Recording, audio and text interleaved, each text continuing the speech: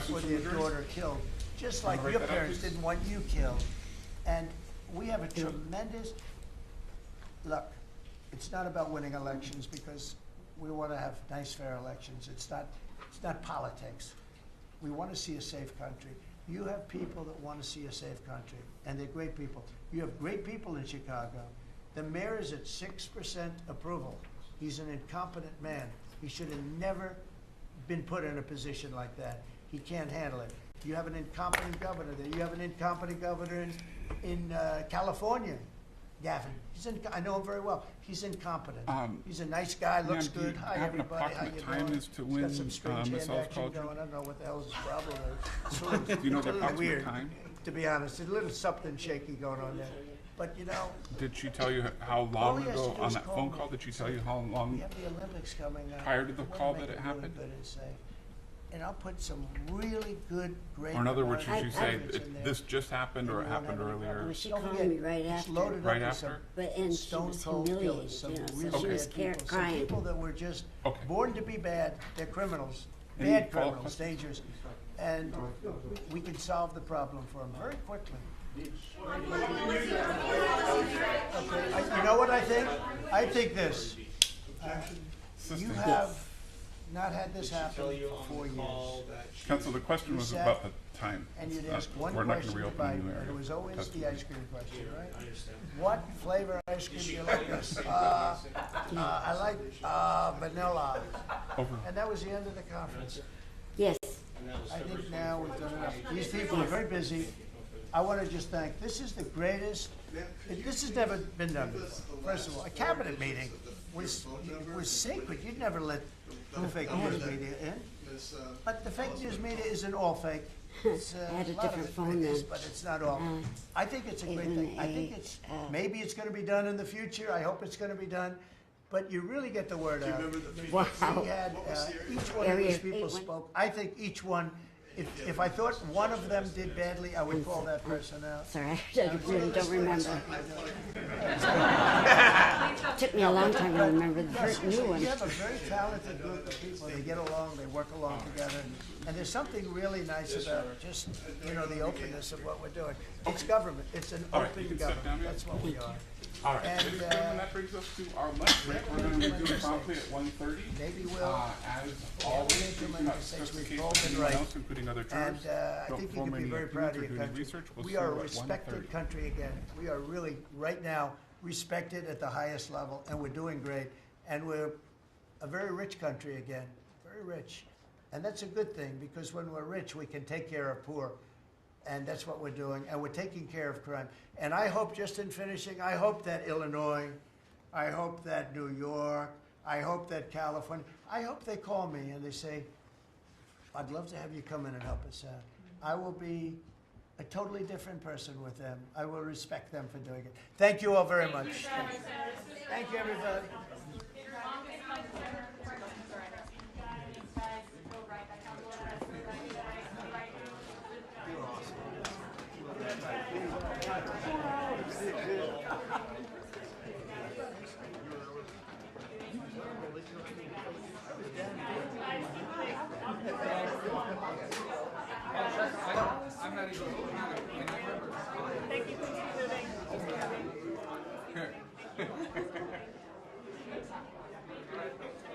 Thank you.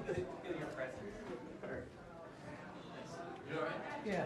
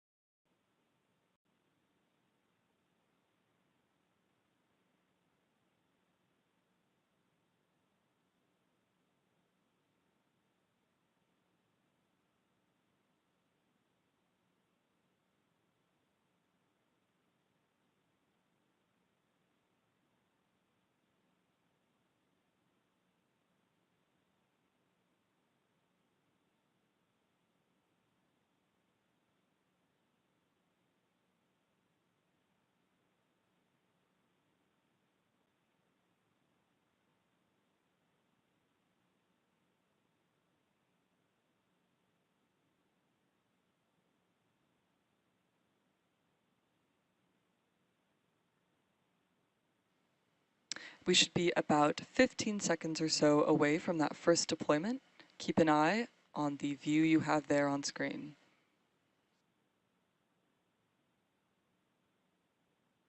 First pixel Firefly deploy confirmed.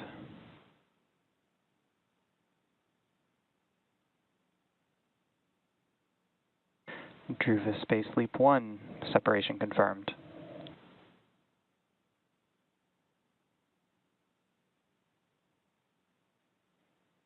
Acadia 6, separation confirmed.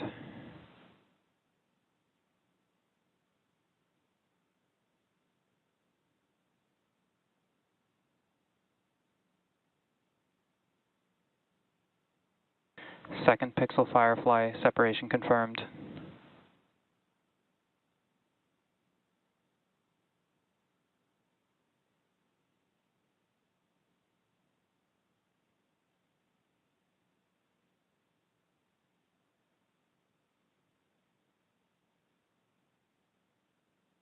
Third pixel Firefly, separation confirmed. We have confirmation of all payloads separations. And there you heard it, confirmation of the deployment for Firefly 1, Leap 1, Acadia 6, Firefly 2, and Firefly 3. Now with these final deployments, we will bring our webcast to a close. Thank you to OHB Italia, ExoLaunch, Planet, and Druva Space for entrusting us with today's mission, as well as the Range for their support. To stay up to date with all of our upcoming missions, be sure to check out spacex.com/launches for schedules and follow @SpaceX on X. We also recently rolled out a new departure board on the SpaceX website that features our upcoming launches, so be sure to check it out. Coming up later today, tune in for the 10th flight of SpaceX's Starship launching from Starbase. The 60-minute launch window for that test flight opens at 4:30 p.m. Pacific Time, 6:30 p.m. Central Time, and we'll have live coverage starting about half an hour before liftoff. That will do it for us here at SpaceX. Thank you for tuning in, and we'll see you again soon.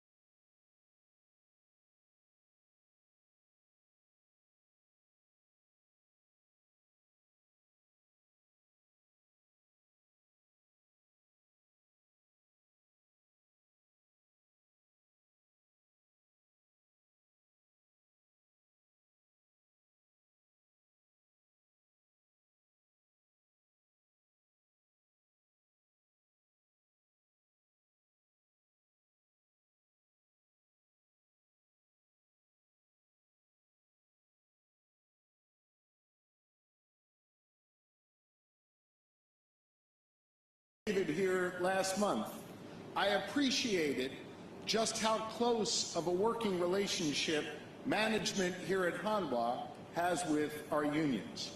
Philly is a union town, and Hanwha and President Lee understand that. I appreciate how the President has been devoted to organized labor and worker rights in his country, and you will see that same spirit here in the Philadelphia shipyard. President Lee, thank you for visiting the Commonwealth of Pennsylvania. I appreciate your partnership. And to DK Kim and the leadership here at Hanwha, thank you for helping us build on our legacy of shipbuilding, taking an industry that has had its roots right here since 1776 and ensuring that the future of American shipbuilding runs right through Pennsylvania. Thank you.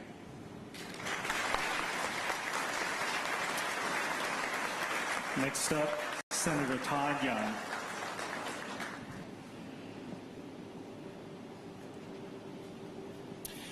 President Young, thank you for honoring us with your presence. Governor Shapiro, Mayor, distinguished guests. Let's make American ships again, and let's do it with the help of our friends, South Koreans. Those of us in Congress are doing our part to realize President Trump's vision of restoring American maritime dominance. We're doing it in a bipartisan fashion. In fact, I deliver words to you on behalf of myself, Congressman Kelly, Senator Kelly, and Congressman Garamendi. And together we aim to advance the Ships for America Act in coming weeks or perhaps months. But we're going to do it with your support. Folks, it is important that we supercharge this initiative, this announcement here today across the entire country, so that we can once again restore America's economic security and our national security. In Congress, we plan on giving the administration the tools and the resources to do just that. We will do it by inviting in more private capital to revitalize our shipyards. We will do it by standing up more workforce training programs, including union labor, to ensure that we have the skilled labor to build these vessels. We will do it by training more merchant mariners so that we can move U.S. cargo on U.S. flagged and U.S. crewed vessels. We will do it by putting more of these vessels in American water and American shipyards. So I am proud to be here today. I am proud to see this broader initiative continue to advance. Count on Republicans and Democrats alike to see this across the finish line. God bless. Thank you. And next, our local friend and Congresswoman, Mary Gay Scanlon.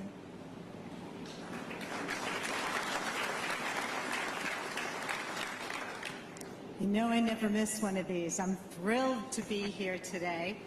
It's an honor to welcome President Lee, Governor Shapiro, and all of today's guests to the Philadelphia shipyard, and to join you in the christening of the state of Maine, the third of 5 new purpose-built, state-of-the-art training vessels for America's state maritime academies. Earlier today, I had the pleasure of joining President Lee to visit the Philip Jason House in Media. Jason lived here in this region and in Delaware County, and he was one of the founders of the Korean Republic.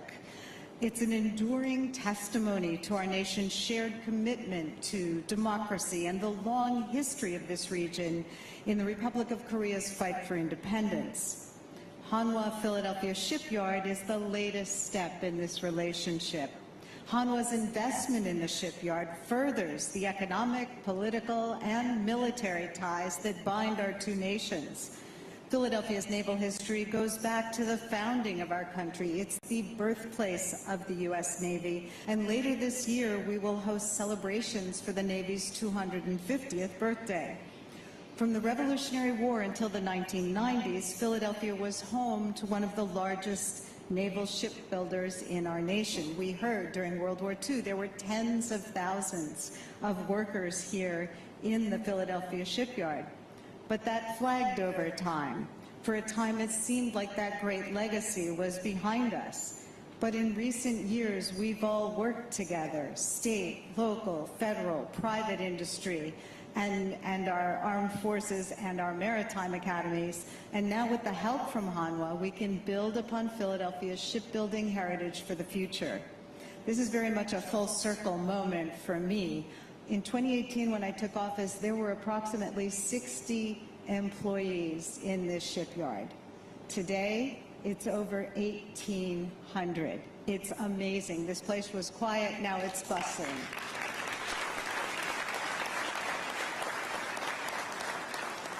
I was also thrilled that Secretary Chow could join us today because she had such an essential role in bringing the shipyard, the contract for the 5 multi-mission maritime training vessels. I don't know if she recalls, but I did lobby her in an elevator once, and we were so excited when we received that contract and to see each of these ships moving forward. We also celebrate the apprentice program, which has been growing by leaps and bounds. Every time I come down here, there's a new class, and people are so excited at the opportunities they see.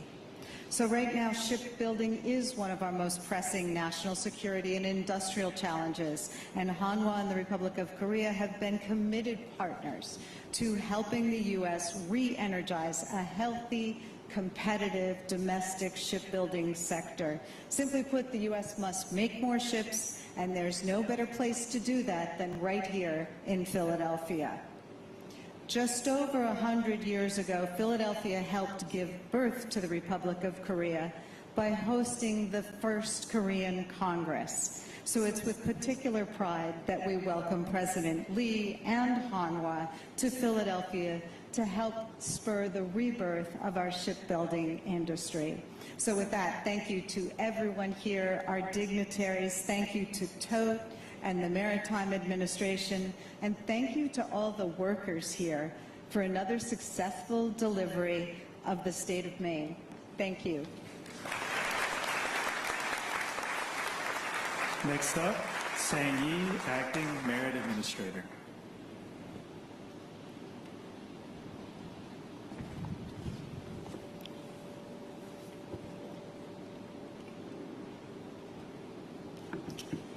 Good afternoon.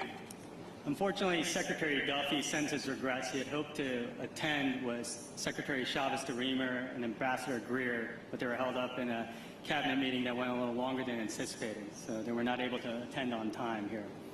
But I want to start by thanking President Lee for being here today.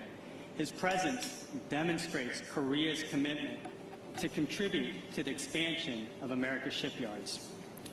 It's an honor to join so many distinguished top government officials and leaders in our maritime industry in this tent today.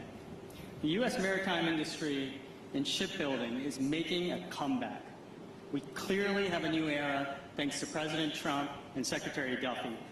President Trump has made it clear that American exceptionalism is the standard. And thanks to Secretary Duffy's leadership, the Department of Transportation is focused, energized, and delivering results right here in American shipyards. And as a licensed mariner and a proud graduate of the U.S. Merchant Marine Academy myself, I know firsthand the profound value of the maritime industry and the critical importance of training the next generation who will carry it forward. Sometimes the movement of goods seems a little routine, but our U.S. flagged fleet and the men and women who build, operate, and support it form a lifeline critical to our national security, economic strength, and American competitiveness. Since taking on the role of acting administrator of the Maritime Administration, I repeated time and time again that our focus needs to be clear.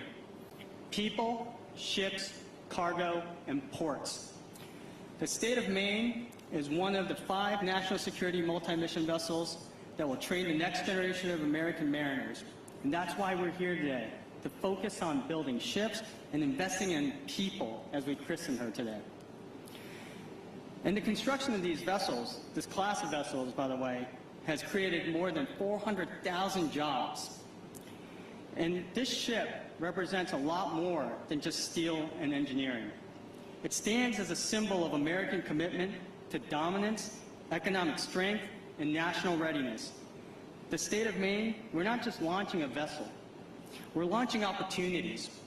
Opportunities for cadets at Maine Maritime Academy to train on state-of-the-art equipment, opportunities to rapidly respond to humanitarian crises, and opportunities to restore American leadership in shipbuilding and sea power. The Department of Transportation and Merit are proud to lead this effort. Using the innovative vessel construction management model, we've delivered this ship with just less than 30 change orders.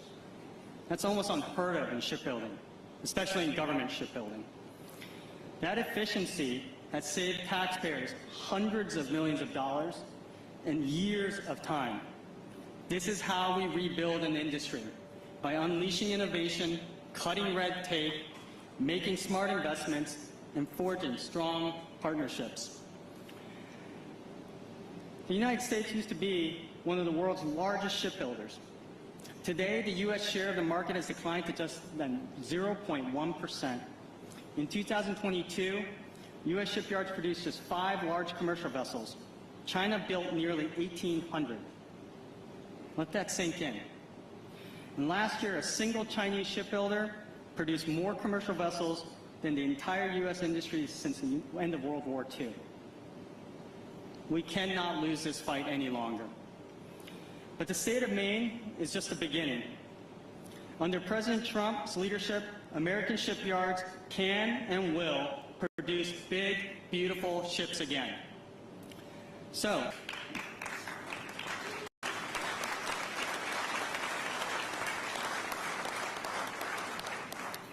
in closing, I want to remind everyone that this is how we rebuild an industry. We unleash this innovation, and we have strong partnerships, and we cannot do it alone. So to the teams at Hanwha, Tote Services, and Maine Maritime Academy, well done, and thank you for your partnership. To the workers, the welders, the machinists here at this yard, well done. America thanks you for your service. Together, we're not just building ships, we're building the future of American maritime right here at home.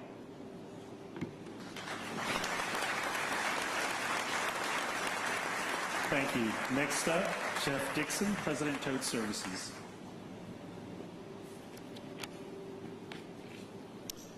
Good afternoon.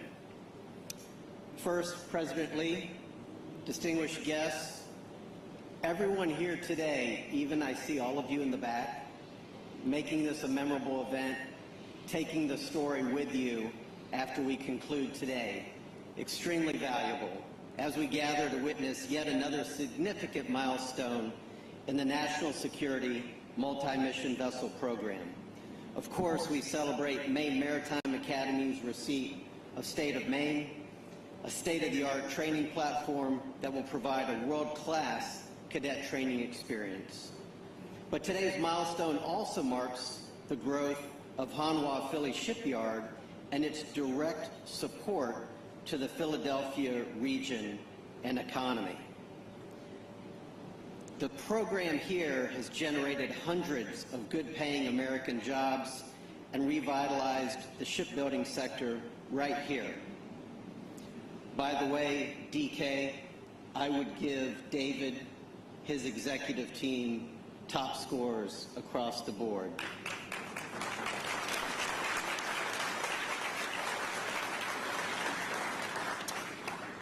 Through President Trump's leadership, the NSMB program, underpinned by the vessel construction management process, has changed the way we build ships. Reducing costs to the government and the taxpayer, creating more jobs and boosting the economic impact, revitalizing the U.S. shipyard industrial base, strengthening America's national security, and one David reminds me of, the critical element of speeding work to the shipyards. Today we proudly stand before the third NSMB a shining example of how applying the best commercial practices to the government shipbuilding programs can deliver unprecedented results. Results that can be replicated going forward from today. And so going forward, this, of course, should be a model for all government shipbuilding, from future maritime administration efforts to the Coast Guard and Navy. Simply put, it speeds work to the shipyards. So today, as we celebrate this important milestone, not just for the state of Maine, but for the future of American shipbuilding and America's maritime industry, I thank you for joining us here today. And finally, Craig Johnson, President of the Maine Maritime Academy. Thank you. Good afternoon, everyone, and thank you for joining us here today. It's my honor to stand before you as President of Maine Maritime Academy and to celebrate the naming of the National Security Multi-Mission Vessel 3, the state of Maine. I'm here representing our ship's crew, students, alumni, family, and friends. President Lee, Deputy Administrator Yee, Governor Shapiro, Secretary Chow, who is joined by her father, Dr. James Chow, and her sister May, we are truly honored by your presence on this historic occasion. Thank you. To Secretary Duffy, thank you for your partnership in strengthening maritime education and training, your steadfast commitment to the maritime industry. I would also like to thank Secretary Trump and Secretary Chow for making the NSMV program a reality, one that has already had a significant impact on our industry and increasing the number of merchant mariners. I would be remiss if we did not recognize a great advocate for both Maine and Maine Maritime Academy and the maritime industry as a whole, Senator Susan Collins, whose leadership has made this vessel, her name, her birth and Castine possible. Senator Susan Collins, we honor and thank you today. As we christen the new state of Maine, the 5th vessel to carry this proud name, representing generations of men and women who sailed before, we reaffirm her mission and dedication to the sea and the industry that it sustains. Maine Maritime has a long tradition of producing mariners, and over the last 4 decades, we've also trained shipbuilders, people managing cargo, nuclear, power, marine engineering, business leaders, and scientists. This purpose-built vessel will open new doors to our students, faculty, and staff, opportunities anything we've seen in the history of Maine Maritime. To MARAD, our tremendous partner in this, Hanwha, the group CEO King Don Kwan, and CEO David Kim, Tote, President Dixon,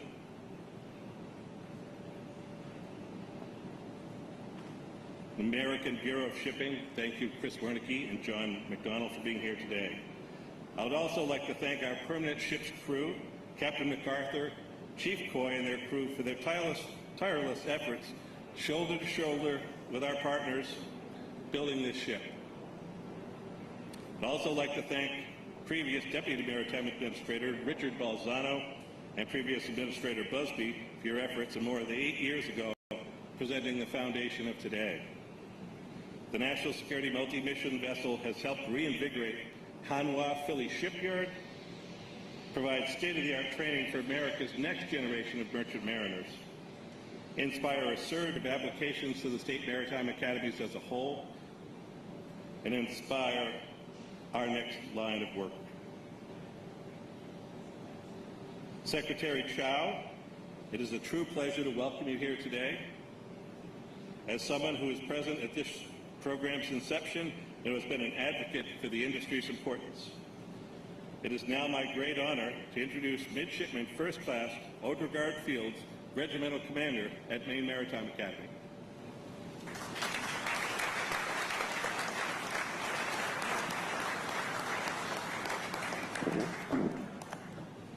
Good afternoon. It is a privilege to stand before you today representing the Regiment of Midshipmen and student body at Maine Maritime Academy.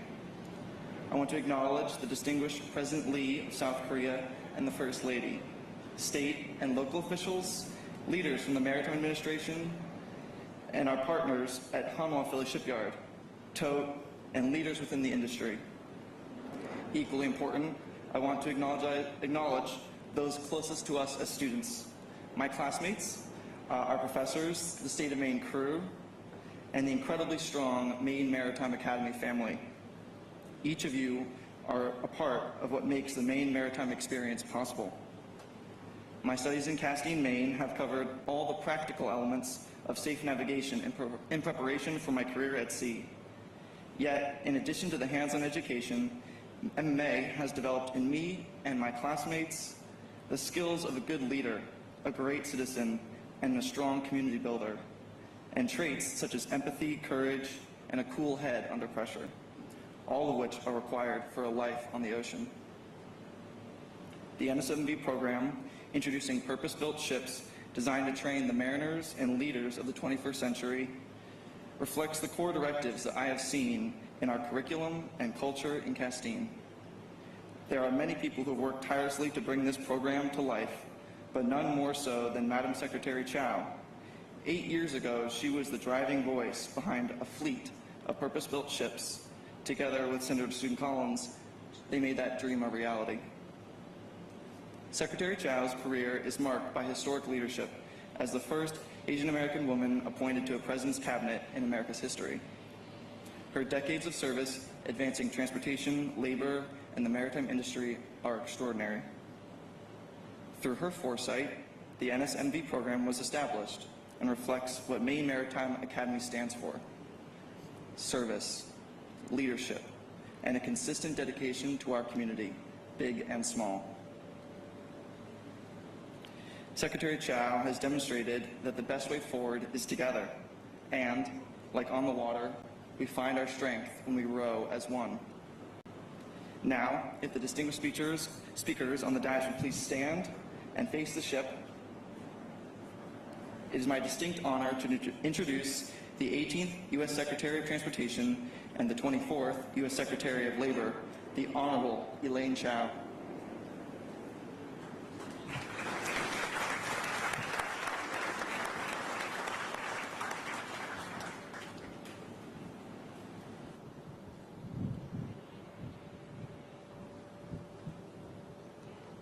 I name this ship State of Maine, and may she bring fair winds and good fortune to all who sail on her.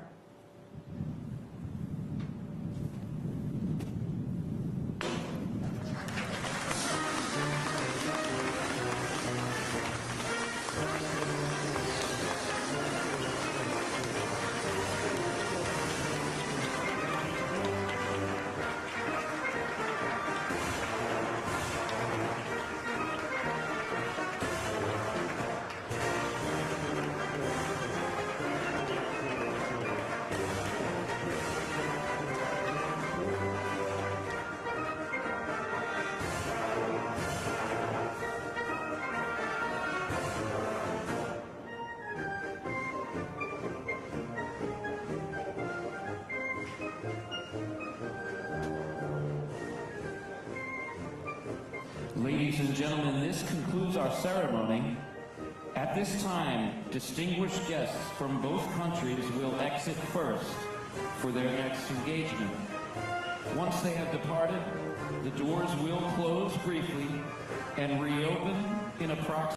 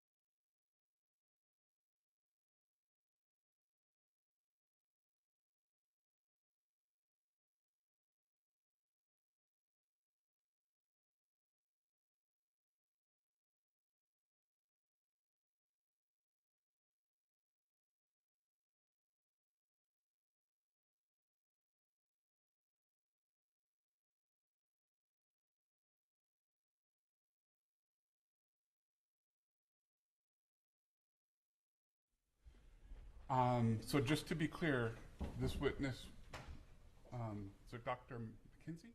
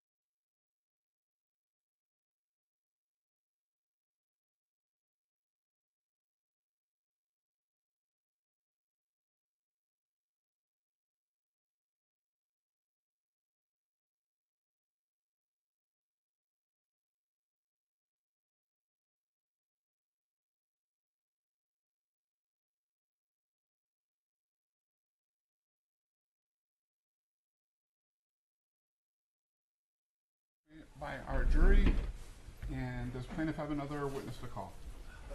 Yes, Your Honor. Plaintiff will call Nicole McKenzie to the stand. Thank you.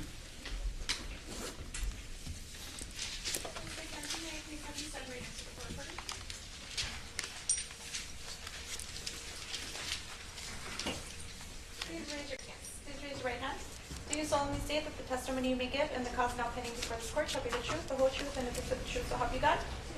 Thank you. May I please have you state your first and last name and spell for the record? Nicole McKenzie, NICHOLE, MCKENZIE. Perfect. Thank you. You may take a seat. Please watch your step.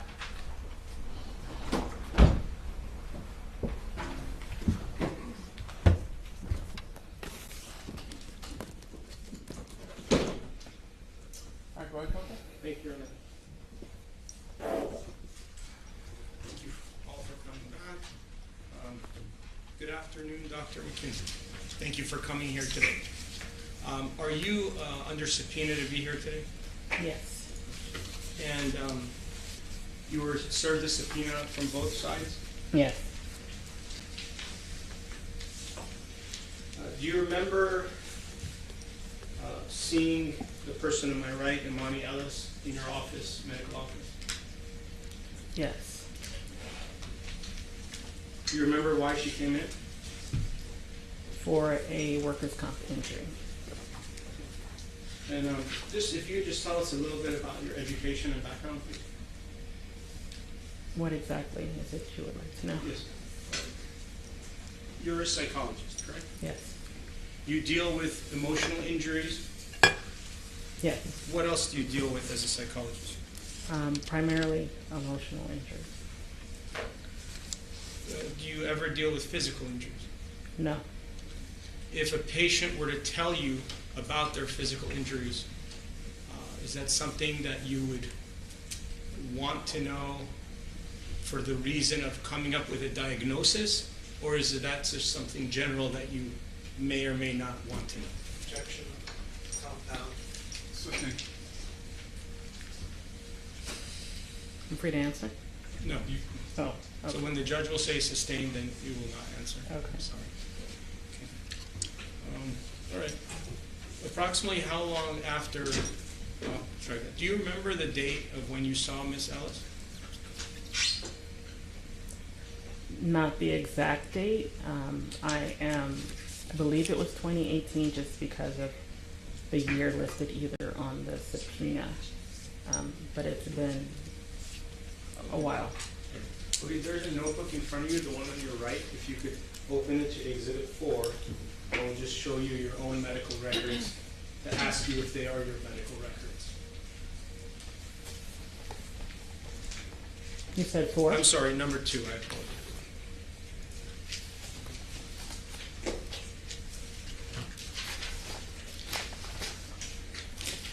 Yes.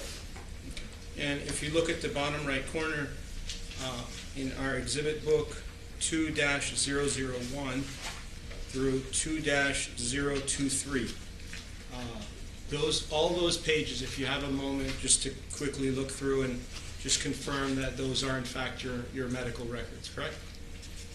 And you can take your time if you need to. Objection. I think it says to refer medical records. Yes. He's just asked me to look at the records right now.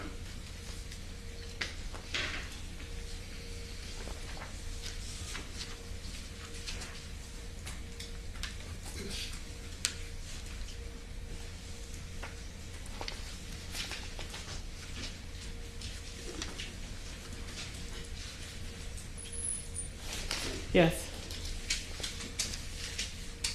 At the time of the incident, did Ms. Ellis advise you she was making $13.50 an hour? Yes, according to the report. Okay. Is that something relevant? I mean, why would you put that in the report? Does it have to do with the lost wages, or why would that be in the report? Objection compound by foundation. Okay. Like I said, it's been a while, and so from what I can remember, that information is usually included in all reports for clients who come in for workers' comp injuries. And at that time, in 2018, you worked for Management, Inc.? Yes. And what is Management, Inc.? It is a psychological corporation that typically provides psychological treatment and evaluations for people who have sustained industrial injuries. Have you always maintained a license of PsyD, or was it PhD at one point? Did it change, or it's always been the PsyD? It has always been PsyD. So you never went into like family, LA MFT, or you don't have any of the other licenses? You went straight for this? Yes. Okay. And how long does it take to get this license after undergraduate degree? After undergraduate degree? Yes.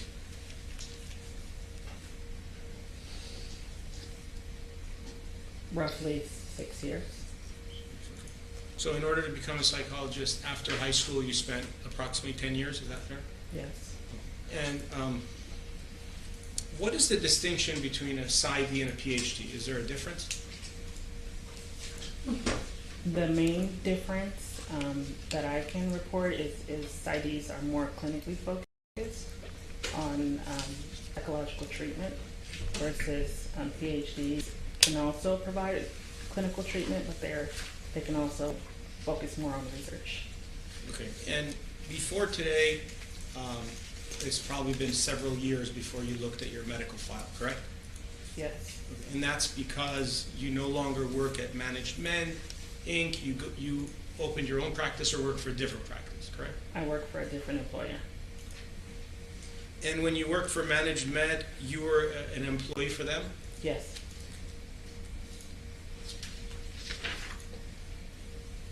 Now, if you look at the first page of your report, date of injury, it says 2/24/18. Do you know if that's accurate? Objection. Black's Foundation. It's also fake. I'll represent to you that the date of incident is February 24th, 2018. That's the date of the injury. And that's the date it says in your report, correct? Yes. Okay, and then it says the date of your examination, April 26, 2018. Do you know if that date is accurate? I believe so. All right. And then if you go to Exhibit 2-5, the 5th page, there's another report which has a different exam date. Do you see that? Yes. And that was August 10th of 2018, correct? Yes. Okay.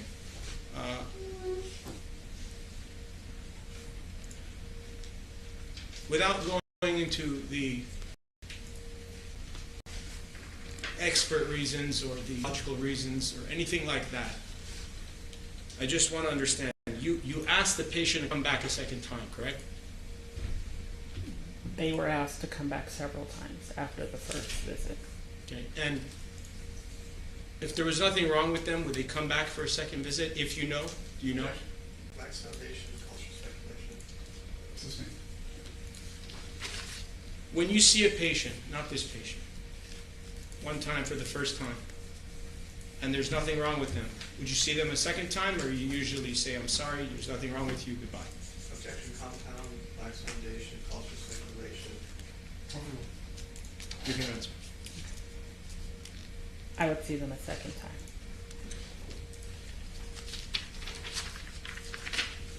And if you go back to the page 1, which is 2-001,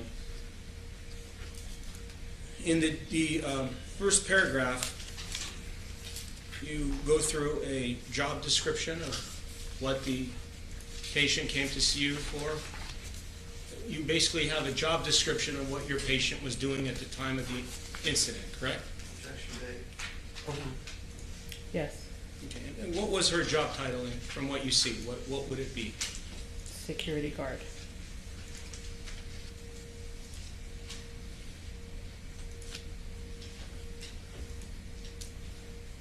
And you did a comprehensive psychological evaluation of Imani Ellis, correct? Objection. Outside the scope of her designation. Wasn't designated. Yes. How long did you spend with her on that day, if you know? For the preliminary evaluation or the psychological evaluation? The whole thing combined on February 26th of 2018. You may not have an exact time frame, but I want to know that based on your experience for this type of care, how many minutes did you spend with Imani Ellis on that day? I cannot recall. Was it more than an hour? It may have been. In general, when you see the patients to go over their emotional injuries, how long do you usually spend with them? Is it usually an hour, 30 minutes? I mean, there is a minimum, right? Right. On the initial visit, typically an hour to an hour and a half.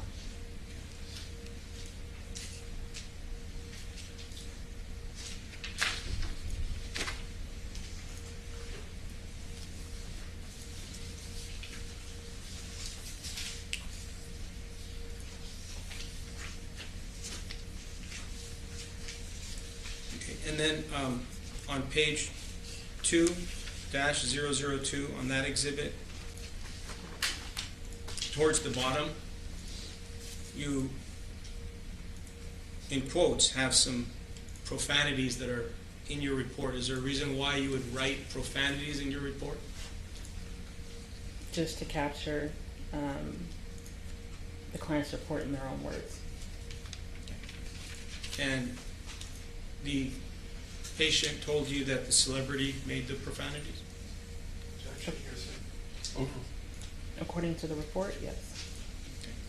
And the profanities were F you fat ass, sorry to say it, bitch. That's why you do security. That's why I'm going to get you fired. That's why I'm rich and you're poor. That's what you wrote there, correct? In quotes. Yes. Do you have a dictation machine where you record them saying these words?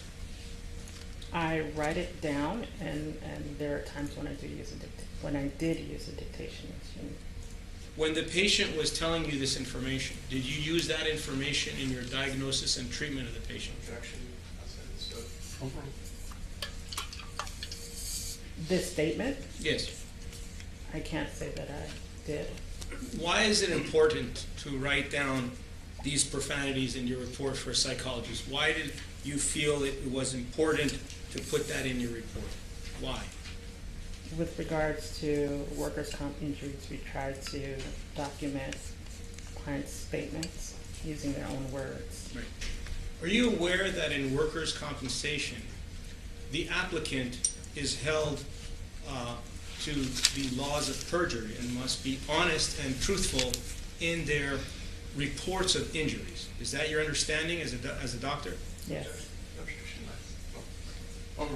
And at the end of a lot of these reports, you yourself will declare under penalty of perjury that everything is accurate. Isn't that true? Yes. Okay. And in fact, if we go to 2-004 at the end of your report, you do in fact write that and you sign that. Is that your signature there? Yes. Okay. And it says, I further declare under penalty of perjury that I have not violated the provisions of California Labor Code Section 139.3, 139.31, operative January 1st of 94, with regard to this evaluation of this patient and the preparation of this report. Why is this paragraph always written in these reports? Do you know?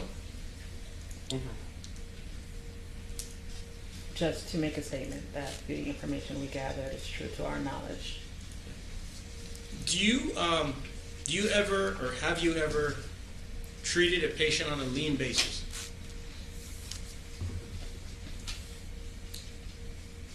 I want to say yes.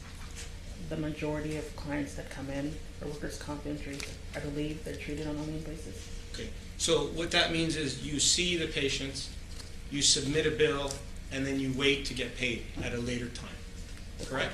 The corporation would submit a bill and wait to get paid at a later time. And sometimes they're denied, correct? Correct. Do you know if yours was granted or denied? I cannot recall. Now, I really want to understand one thing. As a psychologist, if I came to you and I said, I broke my middle finger, I injured my left shoulder, I broke my knee, I broke my back, I fell on the ground and I hit my head and I've got a big bruise on my head and I have psychological issues. Would you really be focusing on the physical or would you be more focused on the psychological? I would focus on the psychological injuries that were a result of the physical injuries. Okay. So it would be nice to know those details, but you probably wouldn't write verbatim, word for word, the physical injuries, correct? My focus would be the psychological injuries. So if there were physical injuries here, for example, if there was a scar or a scratch or something physical and it's not perfectly mentioned here, does that mean it didn't occur?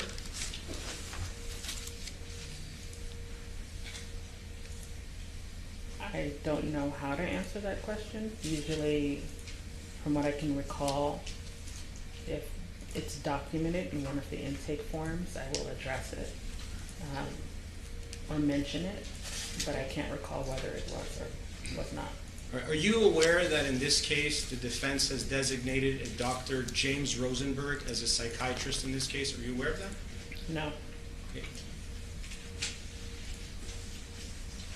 Are you aware that Dr. Rosenberg will not be testifying about any physical injury? Objection, Your Honor.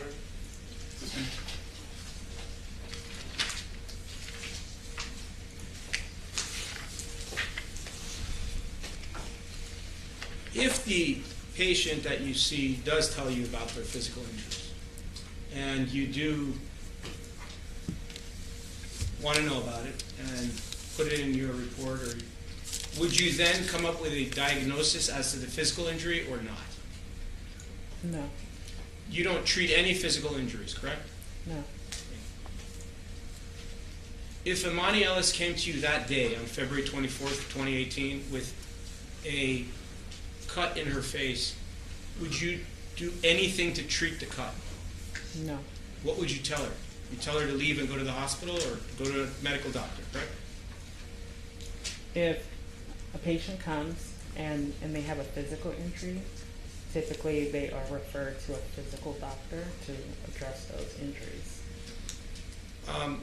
Aside from the cut to Miss Imani Ellis's face, did Miss Imani Ellis complain about any other physical injury to you? Objection, argumentative, contrary to the evidence. I can only report on the physical symptoms that were included in the report, and that states headaches and trouble sleeping. Okay. But how about physical injury to the body, like her face, her neck, her back? Was there anything physical that was really documented by you as a psychologist? I would have to read through the report, but I cannot recall.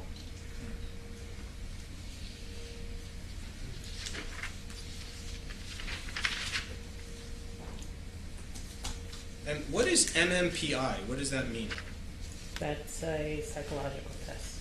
And you did that test for this patient? She completed the test, and it was interpreted.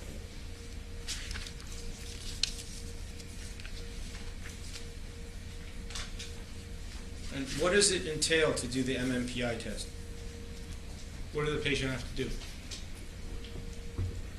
It is a questionnaire. I cannot recall if it's 500 and something odd questions, true and false, that ask about various symptoms. And you did the test, you had her do the test in your office? I believe she completed the test, and it was scored by my office and interpreted. Okay. And you were paid for that test? You billed for that test, correct? I believe so. And after that test, on Exhibit 2-017,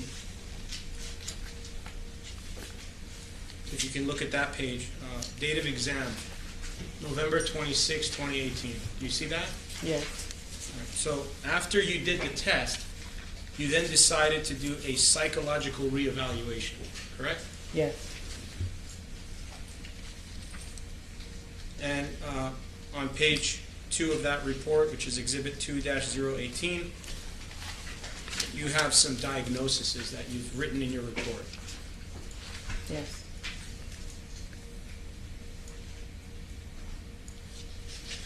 And you again declare under penalty of perjury that all of this is accurate, and that's your signature on Exhibit 2-19?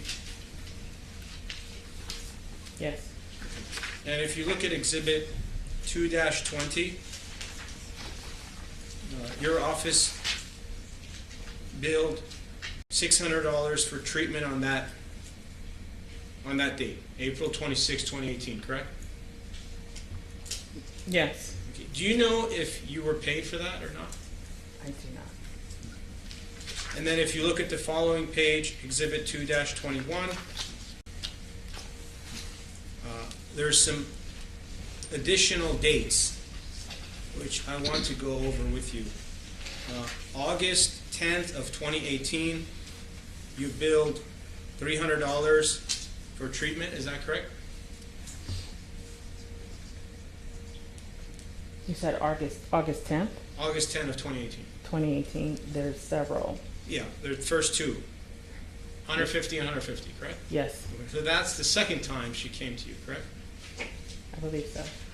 As far as the records say, yes? Yes. And then on May 18th of 2018, again, $150 for individual psychotherapy, correct? Excuse me, there's actually relevance to all of this, given that Yes. in looking at your bill,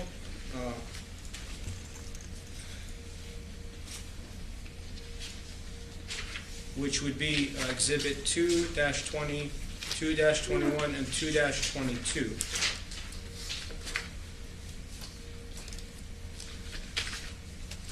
I count approximately 7 different dates of service that you treated this patient. Is that accurate?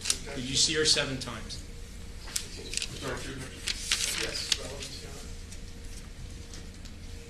Honor. Foundation, but also relevance.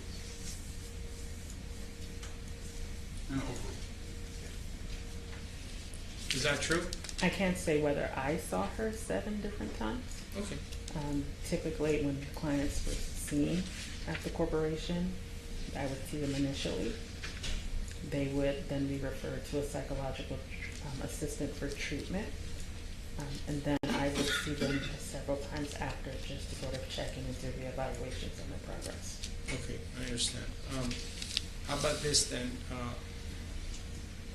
Ms. Imani Ellis, according to this bill, came to Managed Med Inc. on 7 different occasions, 7 different dates between April 26, 2018 and January 15th of 2019. Just the number of visits. You agree with that, doctor?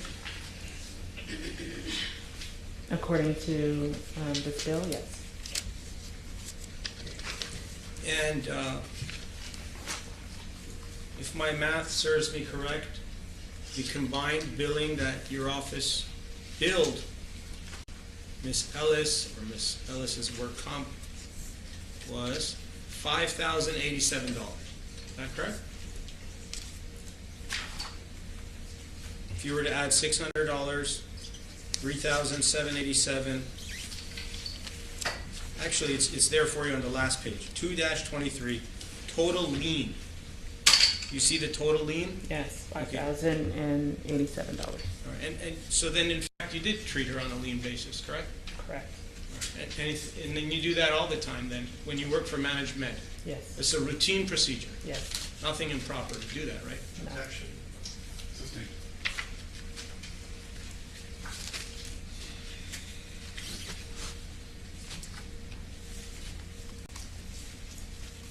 Okay.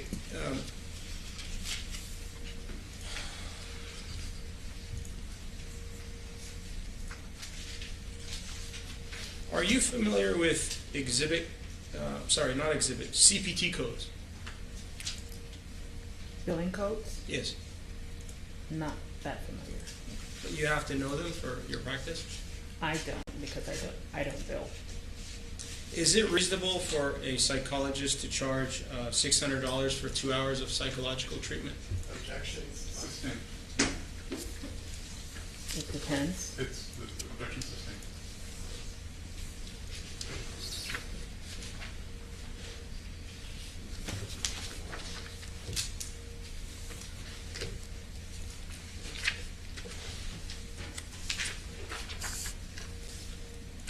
And the MMPI exam that Ms. Ellis did, do you know approximately how many hours it took her to complete the 500 questions? I don't know how long it took her. Typically, it will take the clients several hours to complete them, depending on the reading level. Okay. You think it would be less than or more than 4 hours? It might be less than 4 hours.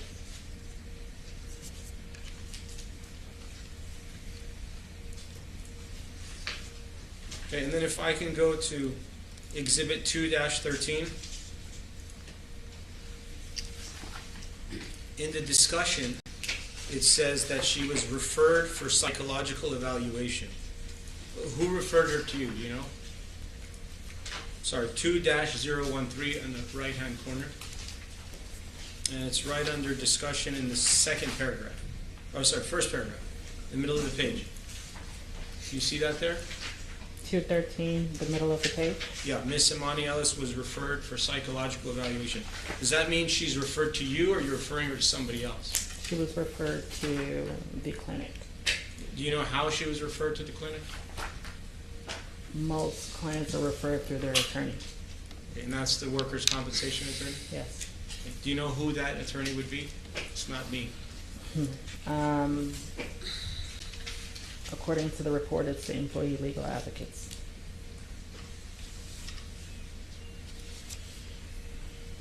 And then in the next paragraph, it talks about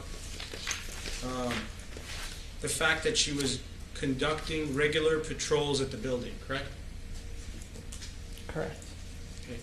And that she came into contact with a female music celebrity. Are you familiar? I wasn't asking a question yet. Question is this: are you familiar with the actress or celebrity, musician, rapper, Cardi B? Yes. You know her? Yes. How do you know her? Through television. Do you respect her work? Objection. Are you a fan of Cardi B? Objection. Do you have any bias to testify in favor of the plaintiff or the defendant in this case? No. No? Either way, you're just here to tell the truth, correct? Correct.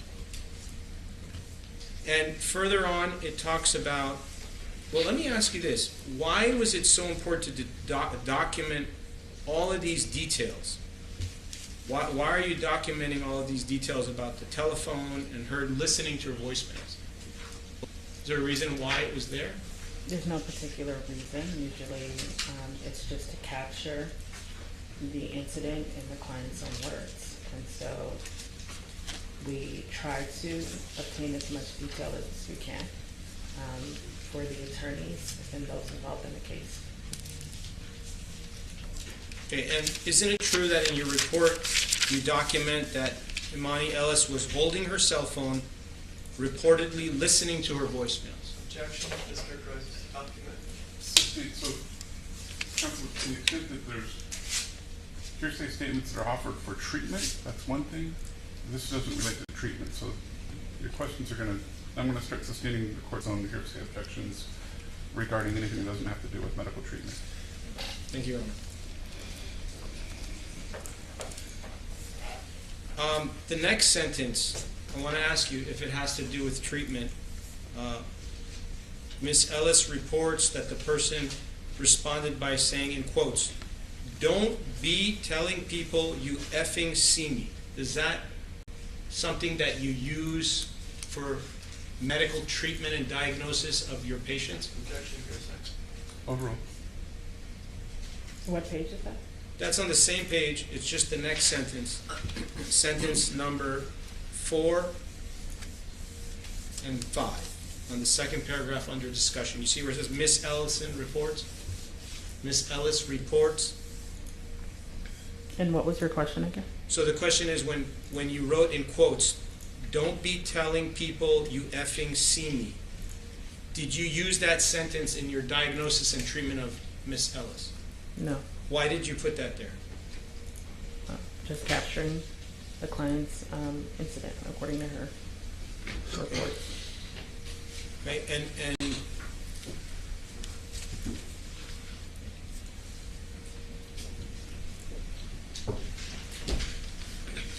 did you put these statements, the other quote and this quote, in your report to measure the extent of the psychological damage? No.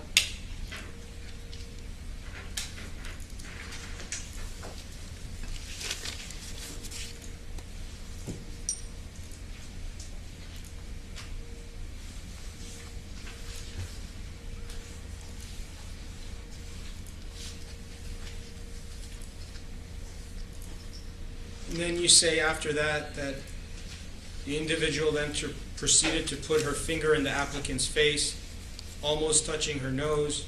Did you use that sentence for treatment of this patient? No. But why are all of these statements in your report? Again, just capturing the client's report of the incident. Okay. And when you say capturing, did you record it, or is it something that you heard and then later on went and made your report? Are you asking if I wrote them in my own words, or the information was captured from the applicant? I guess time passes. So, for example, if your patient comes in and gives you a history of what happened to them, and you're not recording them, and you're not typing it out right there and then, things could be lost in time, details. Some of them are, some of them are not. So the question is, are you taking down the history in real live time, like that camera with a 30-minute delay? Or is it something where you hear the history, maybe take down some notes, and you come back a month later and write your report? In real life time, the camera with the 30-minute delay. What's that? Did in real life time, like the camera. You do it that way? Yes. You had her on video? Not on video, but either it was used, I used a dictation machine, or I wrote it down myself. Okay. So if you write it down yourself, do you write down every single word in this report? Yes, if I'm capturing quotes. How about when you're not capturing quotes? Meaning some of the sentences in here are in quotes and some are not. So do you agree that the ones in quotes are verbatim what she said? That's fair? Yes. And the ones that are not in quotes are not verbatim, correct? Correct. And how long after you see the patient do you make the report? How long does it take to generate this report? Right after they leave the office, or leave my office. Okay, but isn't it true that sometimes you'll see a patient and maybe a week, a few weeks, a month will go by before you prepare these long 4-page and 10-page reports? Isn't that true? Because they do take a lot of time to prepare, don't they? Objection, leading argumentative. Sustained. Your second report on August 10, 2018, it's 12 pages long. Who prepared this report? You have somebody outside, like a transcriber do it? Yes. Okay. And between you and the dictation and the transcriber, isn't it true that sometimes the details could be lost, meaning there could be errors in the report? That's a possibility, correct? Objection calls for speculation. It could be a possibility. And you've had that in your practice. Isn't it true in your practice you've had that where there were mistakes and you had to correct them? For example, you make an amended report. Isn't that true? Sometimes you had to do that? After the report is transcribed, Yes. it is reviewed for corrections. And have you ever done an amended report? Yes. If the details of the injury, for example, as I explained you the story about me breaking my finger and my left shoulder and my left knee and my back, if that is not perfect, would you catch that to correct the report? Or is that something that's really physical that even if there's a mistake with that piece, you're not going to go back and correct it because your sole goal is to treat her for psychological treatment, correct? Yeah. Objection, argument, lack of foundation. Sustained. Have you ever gone back and corrected a report when there was an error about physical injury? Do you ever remember doing that? Cannot recall. But you've done it for psychological injuries, correct? Objection, take this. Overruled. I've done it for all that's included in the report, whether that's emotional symptoms, physical symptoms, or the general testing results. Sorry, the next one? Or the testing results. Can you speak up, please? Sure. Thank you. And just so we're clear, Ms. Emanuelis came to you for psychological injuries Yes. only. Objection mischaracterizes the evidence and also lacks foundation. Overruled. Here's Yes. And that does not include physical injury, correct? She was seen for psychological injury. So if she also broke her teeth, would that be important for your psychological treatment of the patient? Not for the treatment. So when someone has a physical injury, do you refer them out to a medical doctor if they don't have one? If they don't have one, we refer them back to their attorney. So the attorney is the one that refers them out. Correct. Are you aware that Ms. Ellis saw a plastic surgeon, Dr. Scher, in 2018? objection, lacks Somewhere around the time when she saw you? Sustained. Did you review any medical records from a Dr. John Scher in this case? I cannot recall. Did you review any medical records from Dr. Avila for any psychological treatment in this case? Objection. Why don't you just ask her what record she did review? What records did you review? Do you remember? I do not. And you don't have your medical file with you because you no longer work for that company, correct? Correct. And you have no way to get those medical records, correct? Correct.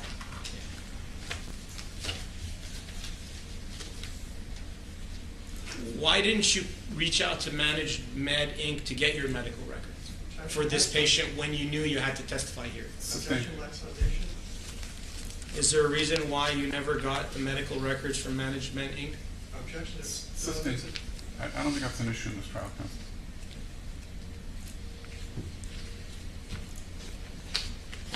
All right, I just want to ask you what you did review, because I have the records. If you can look in your exhibit book, 1-004. You have that?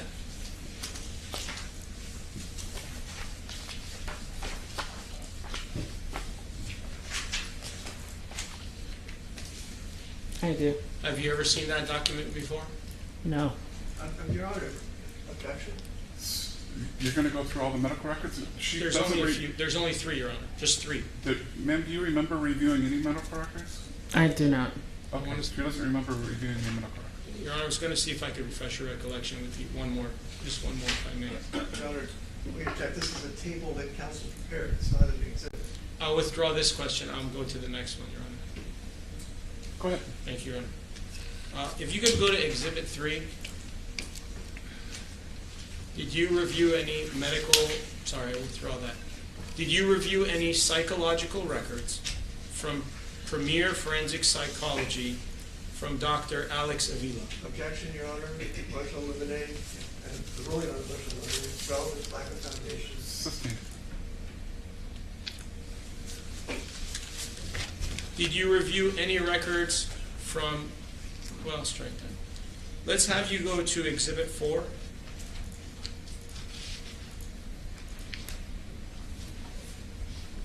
Do you see that? Yes. Did you review any of these records from plastic surgeon Brent Mulliken? Objection, Your Honor. Lack of foundation. Overruled. I do not recall. Okay, and if you look at the HPI, which is the history,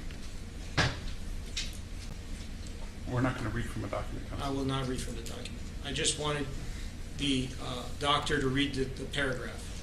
If you read those 4 lines, does that help you refresh your recollection about anything Imani Ellis told you when she saw you in 2018 and 2019?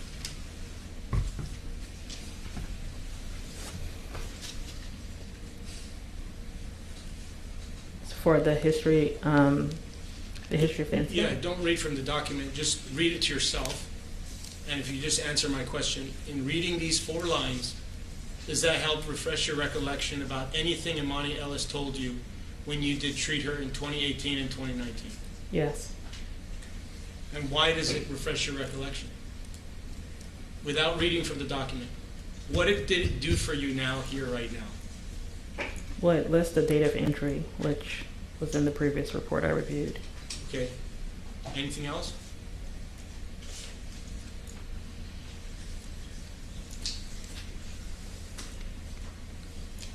And just one of the details. Okay. Without reading from the report, what detail? I think I recall something about fingernails. Okay. What about fingernails? Sustained. Okay. And then finally, I just ask you this question.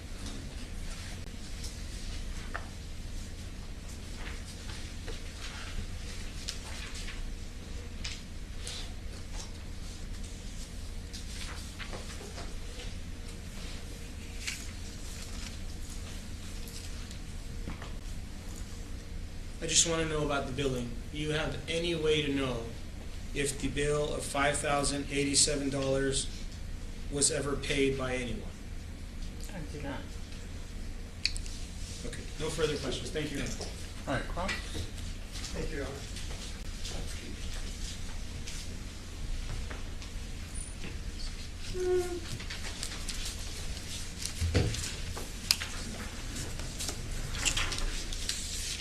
Good afternoon, Doctor. Afternoon. Okay, so I'm going to try to not overlap with counsel's questions, but I do have questions about some of the exhibits that he showed you. And first of all, just to be clear, you saw the plaintiff in April of 2018 because she had made a workers' compensation claim, correct? Objection misstates the testimony of the witness. Overruled. Correct. Okay, so I'm going to ask, I'm going to make it easier, I'm going to use our exhibits. And I should also say, counsel was right, we subpoenaed you too. We appreciate you showing up. The court has authorized us to ask our questions of you so that you don't have to come back a second day. Thank the court. I agreed though, but thank the court. So I'll take it too. So I have some of the same documents, but with the different exhibit numbers, and we can display them. And the first one is, I would ask, counsel, we're going to use exhibit 206, which is the equivalent to one of the portion of the exhibit you were showing her. Is there a way to make that a little bit more visible to people? Your Honor, I would object to showing the document because she doesn't have her medical file, and it's a hearsay document. that was prepared by Management Inc., and I was not provided the opportunity to show it to her. I don't remember you asking, but do you object to it being published? Yes. Based on hearsay grounds? Yes, Your Honor. Sustained. I'm sorry, based on? Hearsay grounds? It's the, what I'm Can you looking. take it off the Elmo service? That's not allowed. What I'm going to focus on. Why don't you take the document down for now? He's doing that now. What I'm going to focus on are her recording of plaintiff's own statements, which are, of course, plaintiff party admissions. Your Honor, I wasn't. He's already questioned her on the same document. We're not going to argue it back and forth. You can ask her questions if you want to put the document in front of her and ask her questions about it. That's fine, but we're not going to publish it at this point in time. Okay. If you could look in the blue book for Exhibit 206, it should be tabbed and probably towards the end.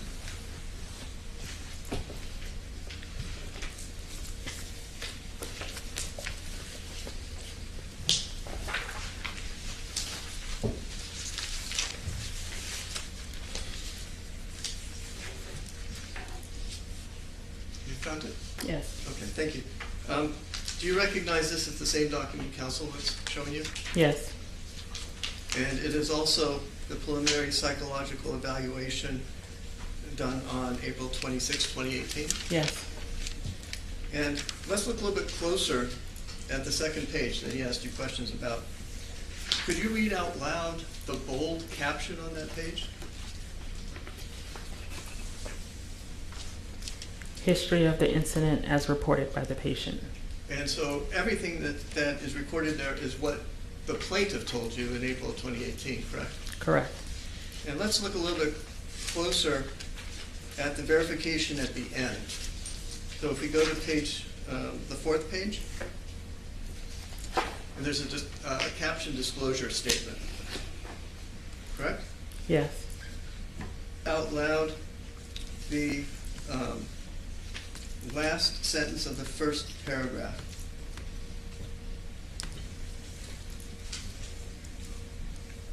As to that information, that sentence? Yes, thank you. As to that information, I declare under penalty or perjury that the information accurately describes the information provided to me, and accept as noted herein that I believe it to be true. And is it correct that what you verified under perjury was that you had correctly recorded what the plaintiff told you? Correct. Okay. Did you at any point, anywhere in this document, in this verification page or otherwise, verify that what she was telling you was true? No. Okay. Now if we go back to the second page, the first paragraph after history of the incident as reported by the patient, could you read the first three words? Your Honor, I would object because she's not an expert and also hearsay. I'm not sure. It's first three words of what? Of Exhibit 206, where she confirms that she is, the statements that counsel read are the statements of the people who. Thank you. The applicant reports. Right. And third paragraph, the first three words. Ms. Ellis reports. And could you read the last sentence of that after Ms. Ellis reports? Yeah, objection. He's only picking and choosing words that he likes. You should read the whole thing as a whole. That's the, please, with the speaking objections? Yeah, I apologize, Your Honor. Objection for completeness. Is overruled, then? Which paragraph again? Yeah, the paragraph that begins, Ms. Ellis reports, I'm only asking you to read the last sentence, full sentence, complete. Don't leave anything out. Her nails were really long, almost touching the applicant's nose. Right. Is there, let's go to the second. Your Honor, for purposes of completeness, I would ask. You can address it on redirect. Let's go to the third page. Can you read the first full heading in bold on the third page? Associated physical symptoms. Right. Is there any mention, well, first of all, is this a portion of the report where you record any physical symptoms that plaintiff reported? Yes. And even though this is a psychological report, you in fact, as a matter of practice and in this document, documented would have mentioned any physical symptoms that she had, correct? Objection calls for expert opinion. Overruled. Correct. Anywhere in that, well, actually, could you read for the jury, please, the complete associated physical symptoms that plaintiff reported to you 2 months after the alleged incident? Objection. I would ask that counsel can read and not the witness. Overruled. Ms. Ellis reports that she experiences headaches at least 4 to 5 times a week that last several hours. She is also sleeping more than she used to. That's it. No mention of a scar? Not in this statement. No mention of any physical injury? Not in this report. And you took down this information that's in this report as plaintiff provided it to you, as you put it, at the time that she said it, correct? Correct. And you verified at the end, under penalty of perjury, that you had correctly recorded what she said, correct? Correct.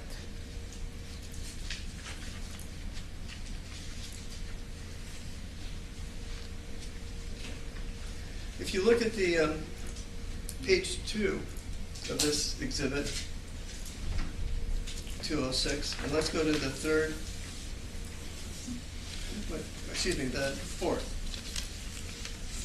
paragraph. Do you see the language, it turned into a screaming match? No, same objection, Your Honor. He's Overruled. Correct. And that's in quotes, isn't it? Yes. And that is what the plaintiff told you, right? She didn't mention any physical symptoms. She just said it turned into a screaming match. Is that correct? According to the report. Do you have any reason to doubt that the report is correct or inaccurate? No. And in fact, you verified at the time, under penalty of perjury, that it was correct. According to what the applicant reported. Right. And I apologize. Yes, that's an important distinction. That it correctly recorded what plaintiff said. Right? Correct. You were not verifying that she was telling the truth, were you? No, we typically do not verify unless provided with other reports.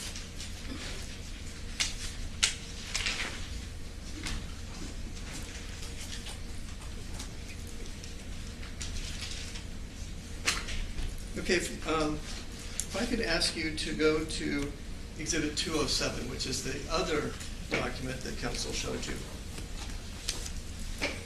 Do you see it? Yes. And do you recognize it? And feel free to thumb through it if you like, as the other portion of his exhibit that he showed you. Correct. And that is a initial comprehensive psychological evaluation with associated psychodiagnostic testing. Is that what the label is? Yes. And that was that examination was done on August 10th of 2018? Yes. So what, 4 or 5 months later? Correct. And if you look at the second page, it's got another history of the incident as reported in preliminary evaluations. You see that? Correct. That's the heading? Yes. And that's as reported by plaintiff in August of 2018? Not on August of 2018. It's usually the information that was captured in the preliminary. Okay, got it. And that also, in the third paragraph, states that Ms. Ellis reports that the celebrity's nails were really long, almost touching the applicant's nose. You see that? Yes. And then on the next page, associated physical symptoms, it still doesn't mention a scar or any physical symptoms, correct? Correct. It's the same information from the previous report. And you also, at page 12, verified under penalty of perjury that you had accurately set out what plaintiff told you, right? Correct. Okay, let's bear with me for just a second.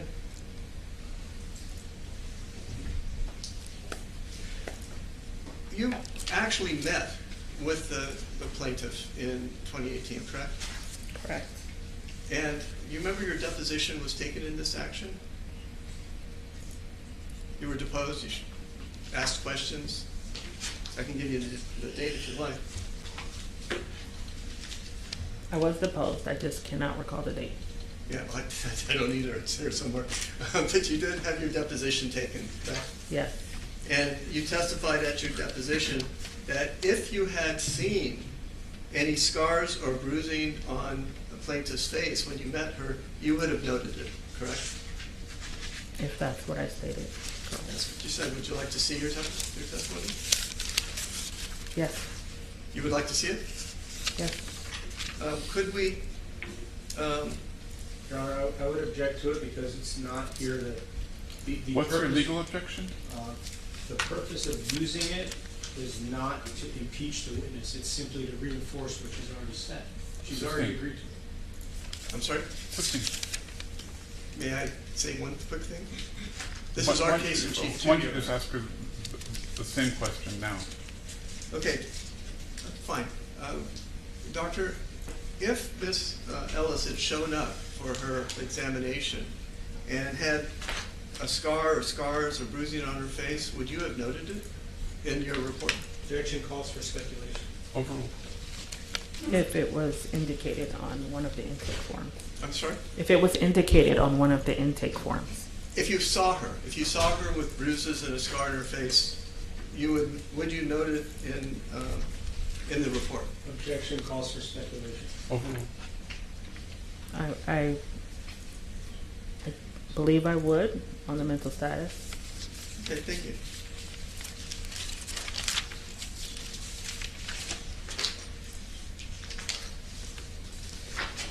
Bear with me for a second.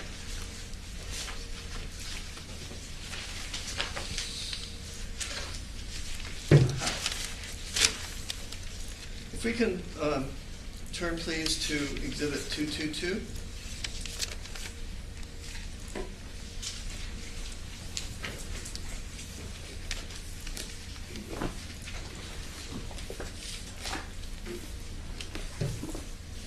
What is Exhibit 222? This is a back depression inventory. I'm sorry? A back depression inventory. It's Okay, a psychological test for emotional symptoms. Right. And is this a form that is provided to the workers' compensation applicant for the applicant to circle the symptoms they claim? Yes. And is this the form that plaintiff filled out on April 26, 2018? It looks so, yes. Okay. And you identified it at your deposition as the form that she filled out, right? Correct. I think.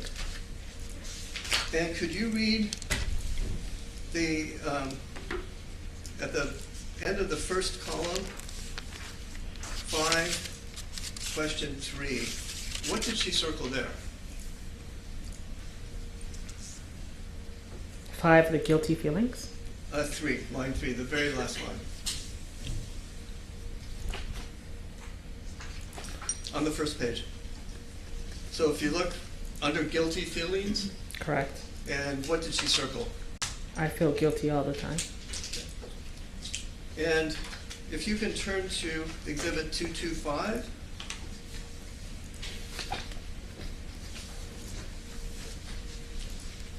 Is this the same type of form? Correct. And is this the form that she filled out on January 15, 2019? Correct. And what did she circle about guilty feelings at that point? I feel guilty over many things I have done or should have done. Sorry, where was that? I'm sorry? Where are you reading? I couldn't find it. Under guilty feelings, if I may, Your Honor. Go ahead. I don't know what exhibit you're on. 225. Okay. Okay.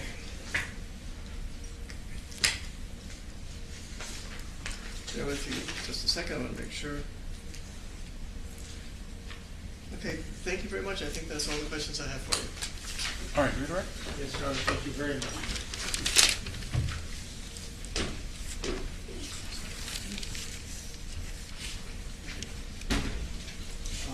Isn't it true that Imani Ellis came to see you for psychological injuries only? Correct. Objection? Black Foundation, Foster? Overruled. You can answer. Correct. Did Miss Imani Ellis come to you for physical injuries? She did not. Did Miss Imani Ellis come to you for plastic surgery? She did not. Are you a plastic surgeon?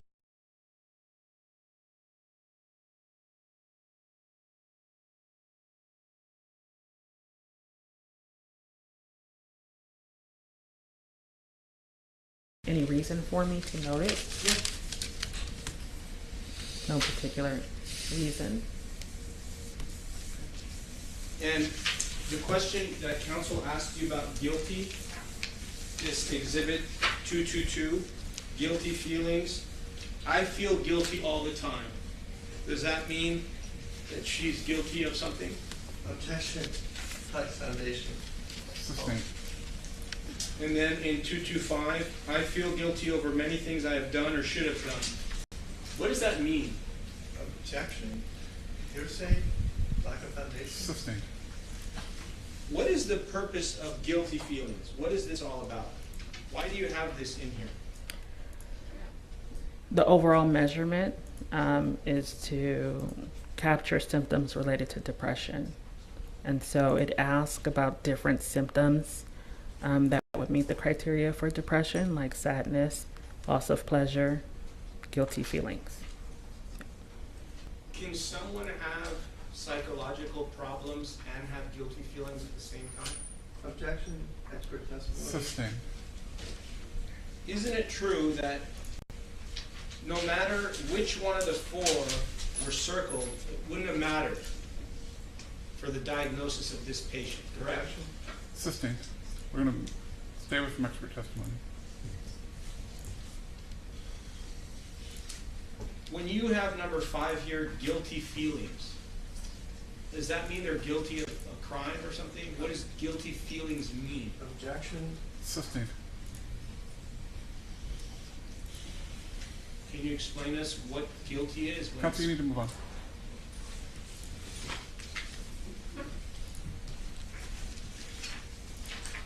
One question about this guilty issue. When you have this here that says guilty feelings, does it mean that Imani Ellis is guilty of the incident, or is it guilty feelings about psychological issues? Objection. Sustained.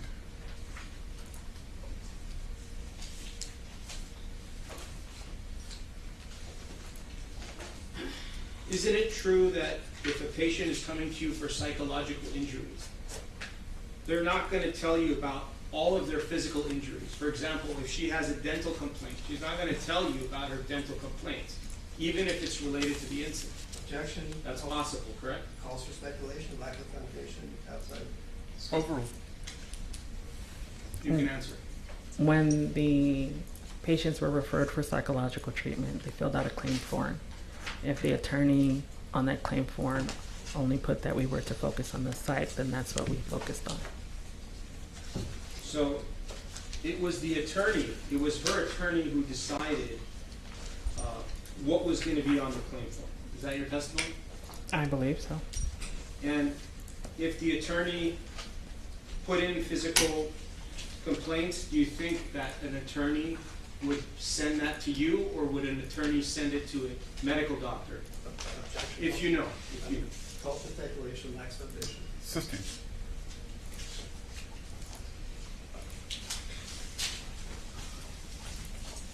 Okay, and then I want to go back to what counsel was talking about in the report where you read from.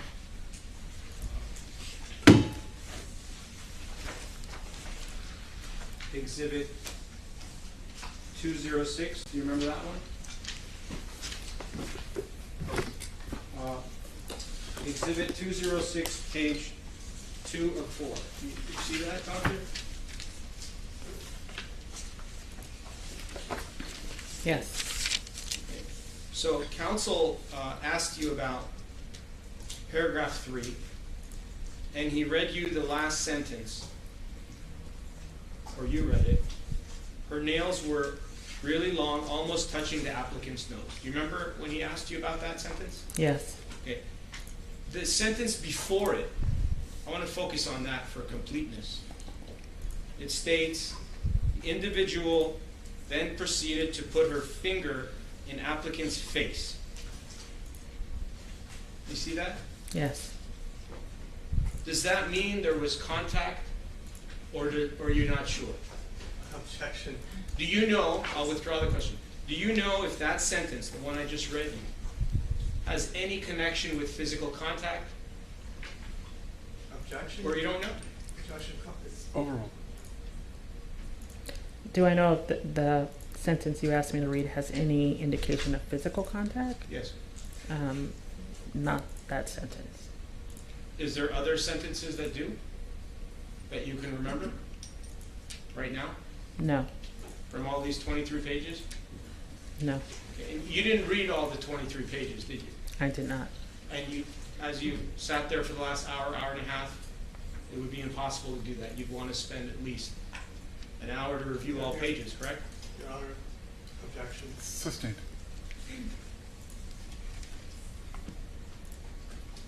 Is spitting on someone considered an assault and battery for your treatment of the Sustained. patient? Move on, counsel.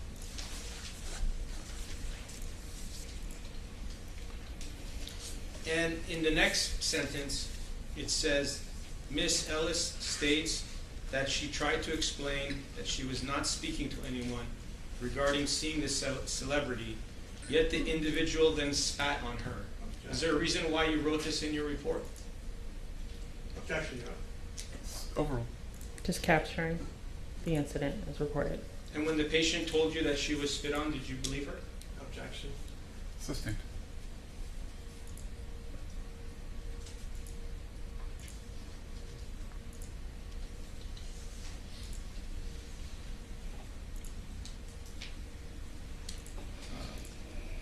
Would you agree that spitting on a person is considered physical contact? Objection. Sustained. And then if we can go to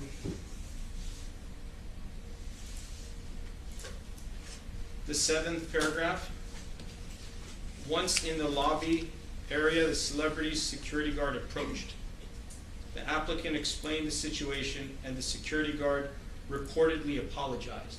Do you know why the security guard of the defendant apologized to Miss Imani Ellis? Objection, argumentative. Sustained. Counsel, let's focus on what she knows.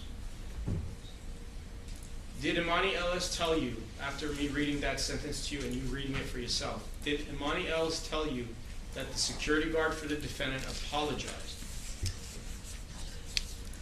According to the report, yes. Yes?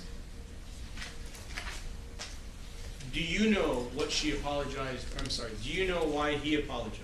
Objection, calls for speculation, lacks foundation, argumentative. Sustained.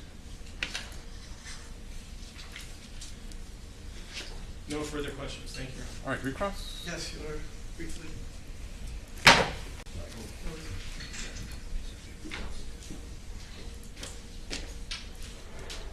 Judge, Your Honor, I get a pen.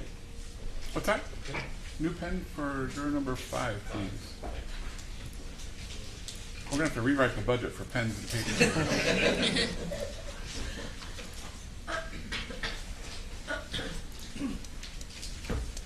may I proceed?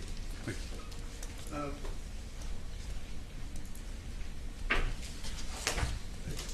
Dr. Counsel had referring to if he had shown up with a broken finger, a broken back, broken other body parts. Let me ask you, if plaintiff had shown up with physical injuries? Objection, Your Honor, this exceeds the scope of my... Overruled. If plaintiff had shown up with scarring and bruises or broken back, even if she came for a psychological evaluation, would you have noted it? If she reported it, yes. Okay. And everything in the report, all the factual assertions, for example, at page 2 of those 2 exhibits, those are what plaintiff told you, and you do not know whether in fact she was telling the truth, correct? Objection, calls for speculation. Overruled. I did not receive any depositions or other supporting documents to counter what she was reporting. Yeah, and I'm sorry, I should separate that. First of all, everything that we've been talking about on page 2, that's just what plaintiff told you, right? Correct. And you don't know if that's true, right? You don't, I'm sorry, you don't know if what she told you is true. Right, I don't know. Okay. I wasn't That's there. all the questions I had. All right. Thank you. Any questions from the jury?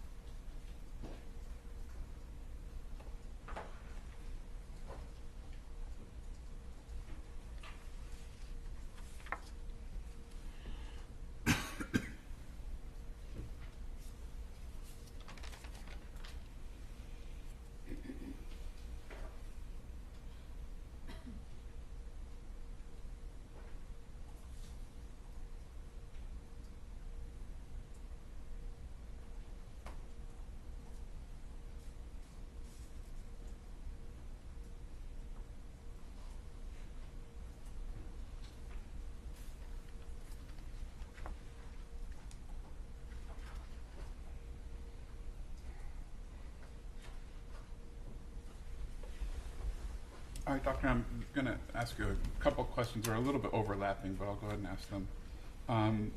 If a physical injury is not reported to you, is there any reason you would still take a note of it?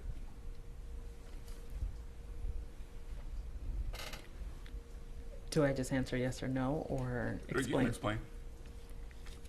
From what I recall, when individuals were referred for treatment, they were asked to fill out paperwork. On that paperwork, they were asked to document if they had physical injuries or physical pain symptoms. In those situations, I would review it and include those in the report. So, so the court's going to ask us some follow-up. So when the patient is coming in, they provide their responses to questions relating to their history and physical, correct? Correct. And so they would note any physical symptoms, whether or not they related to the reason for their visit. Correct. All right. And that's all part of the form? Correct.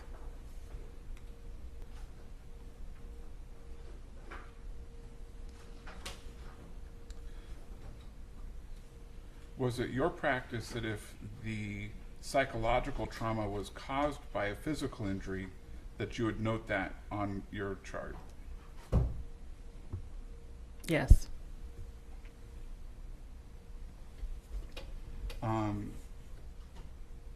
Do you recall actually seeing any marks on plaintiff's nose or cheek? I do not recall. All right. Any follow-ups from counsel regarding those questions? Yes, Your Honor. Go ahead. You earlier testified about the attorney filling out this form, And it's the attorney who actually puts on what the patient is coming to see you for, correct? Objection is making ambiguous as to what form. The form we just spoke about. Overall. Correct. Do you have the form? I do not. Where is the form? With the Psychological Corporation. Right. So we really don't know what the form says at all, correct? I do not. So when the court asked you this question, you're not sure what relates to this case as a general response to the form as to any other patients, correct? Like I said, I cannot recall. And the question about, well, strike that. I just want to ask you, the form that you're talking about that's filled out by the attorney, do you... The claim form is filled out by the attorney. The claim form, this form that is at issue now, would an attorney ever put physical injury so that you would then treat the patient for physical injury, or every time you get the form, it's really psychological? Objection. I withdraw the question.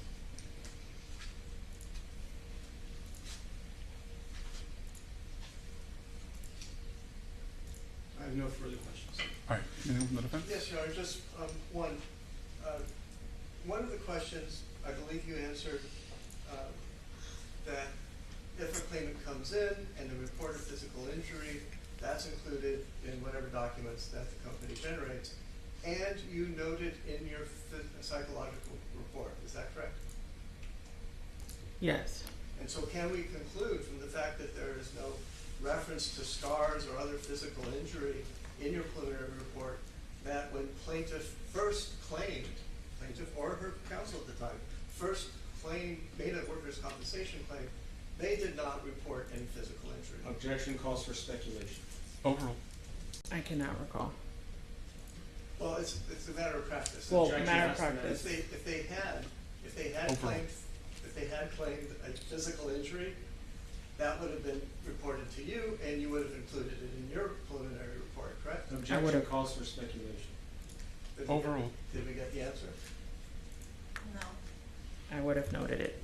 Okay, thank you. Thank you very Your Honor, much. there's one follow-up I forgot to ask about Briefly. Yeah, briefly. Thank you very much, Robert. There was a question the court asked you. If Imani Ellis came in 2 months after, so you saw her 2 months after, and you saw a 2-centimeter scar on her face, well, how do you know today if you really saw it or you didn't see it? Isn't it true that you don't know? It might have been there and it might have not been there. Is that fair? Objection, argument of speculation. No further. All right. Can this witness be released? Yes, Your Honor. Yes, sir. All right. Thank you. Thank you. All right, folks. Why don't we take a break until 3:15? As usual, do not discuss the case with anyone, including other jurors. Don't form any opinions or do any research. We'll see you at 3:15.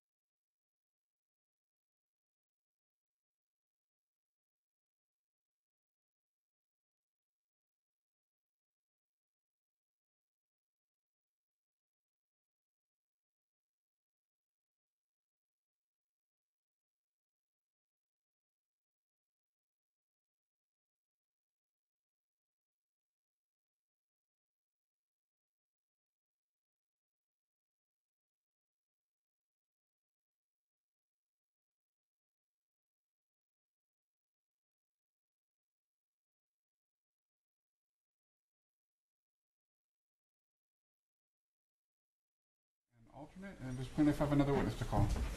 Yes, plaintiff calls defendant Cardi B as a hostile witness. Thank you.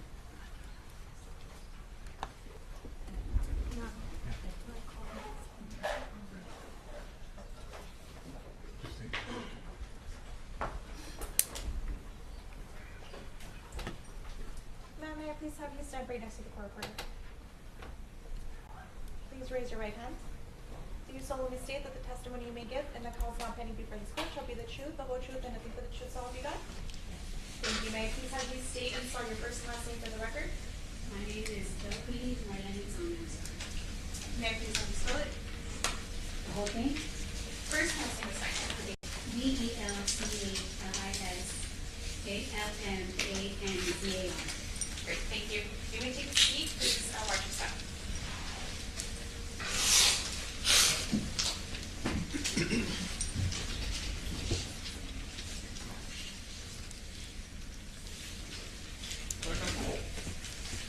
Okay, thank you. Thank you all for coming back. Good afternoon, Ms. Almanzar.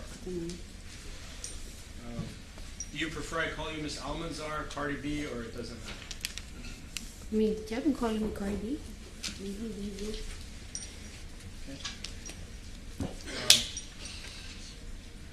You feeling better today? Maybe. And I'll need you to speak up, ma'am. Yeah. Hard to hear you. Yeah, a little better.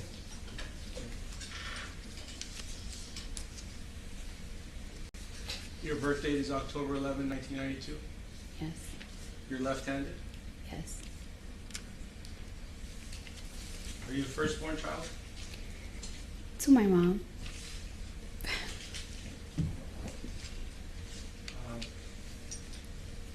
Did you take any medication, drugs, or alcohol that would affect your ability to testify today? No.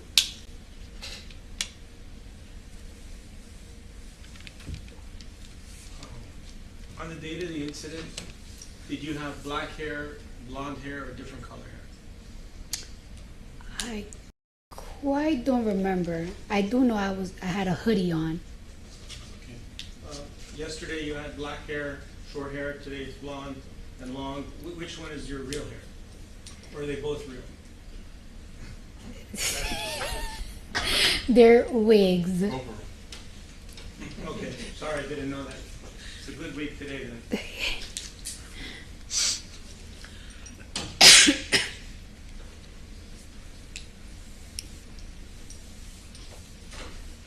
Do you have any affiliation at this time with a gang? Objection, Your Honor. Motion limiting that violates the motion limiting the order. Sustained. Counsel, you know that.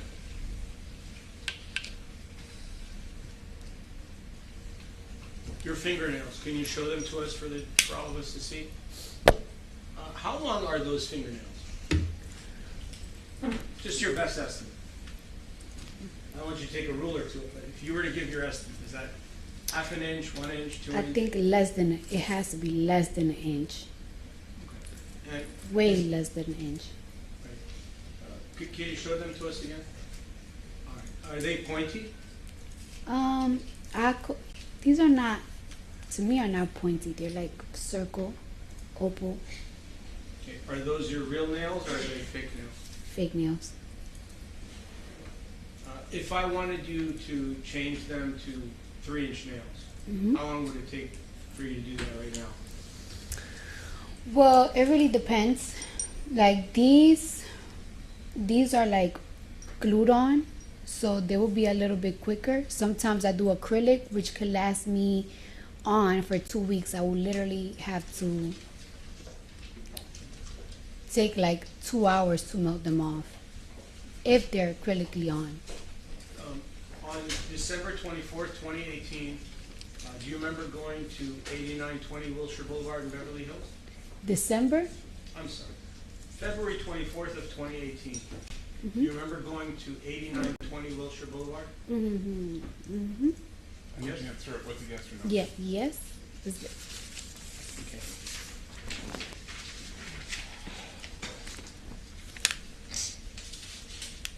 Do you know Dr. Aziz Olai, who's in that building? No. Do you know Miss Parsi, who's in that building? No. Do you know Brianne Soraya, who's in that building? No.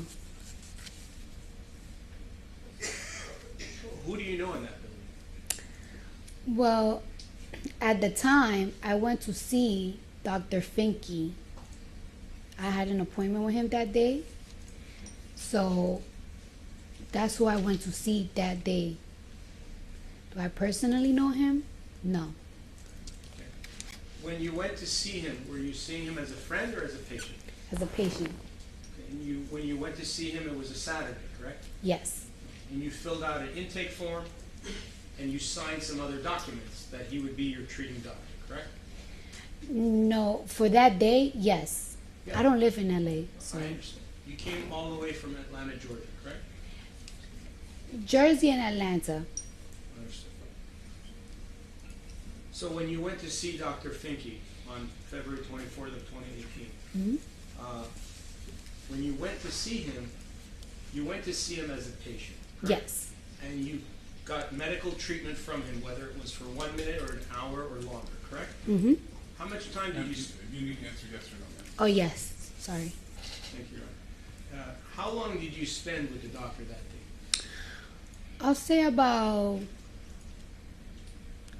25 to 30 minutes. Around that time. Not that much.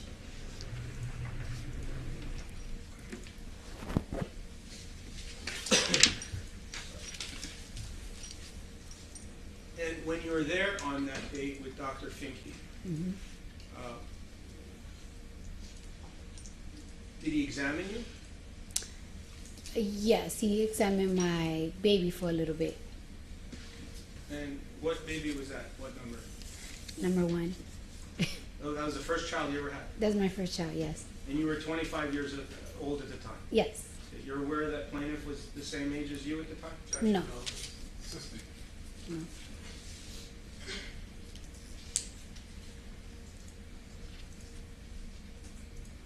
Besides examination, what did Dr. Finke do for you? That Objection. Assisting. We're not here for her medical care. Yes, Your Honor.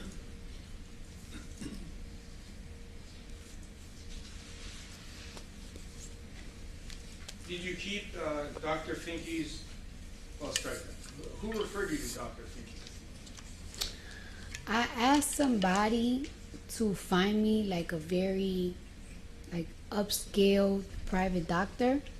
So I was like, I need to go to the doctor's like tomorrow. Like I feel so weird. And they were like, we're gonna find somebody. And that's just how it goes.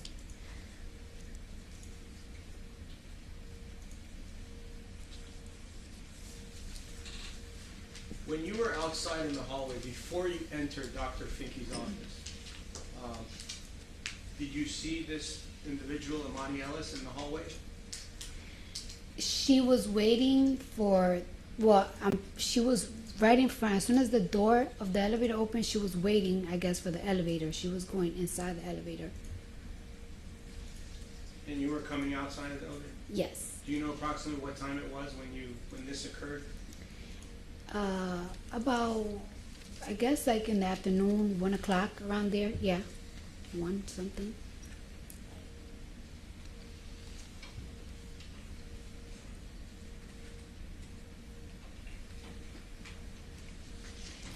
Have you ever seen Dr. Finke either before or after February 24th of 2018? No. When you went to Dr. Finke's office, your security guard drove you there? Yes. And his name is Karan Newton? He was my security guard. Yes. Did you have more than one? It depends, but he was just my main one, yes, at the time. Did he go up with you to the medical appointment? No, I didn't want him to know that I was going to an OBGYN. So. You didn't want your security guard to know that? No. Why? Well, first and first, I didn't want people to know that I was pregnant. Second, I was a little like, I don't want a guy that I work with to know I'm going to a vagina doctor.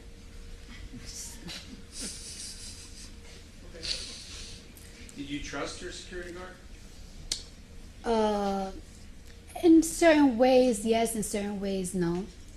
I don't know. Sometimes you just really don't trust everybody in your business. You don't want everybody in your business. Do you remember what floor you were on when you exited the elevator? The 5th floor.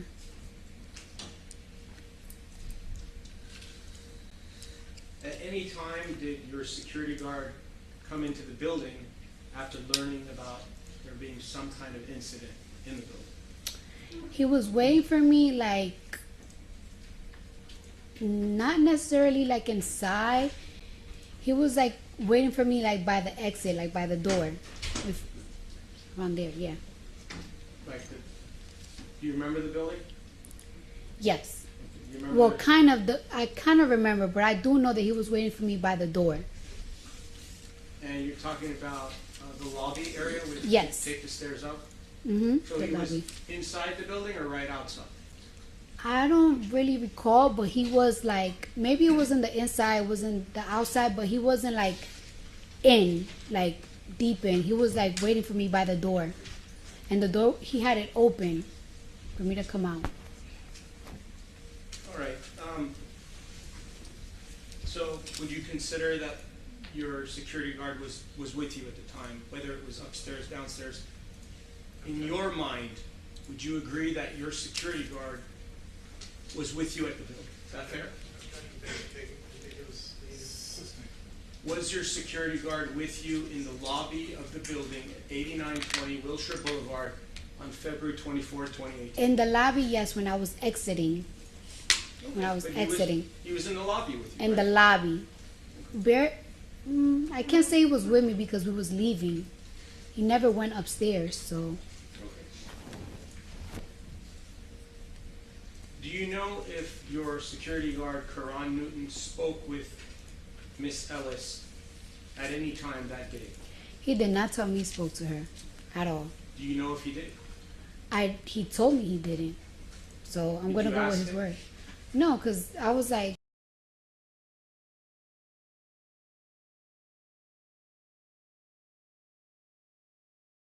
or seeing her, so I wouldn't know. With another fine gentleman security guard, correct? Yes. Objection, relevance, sustained.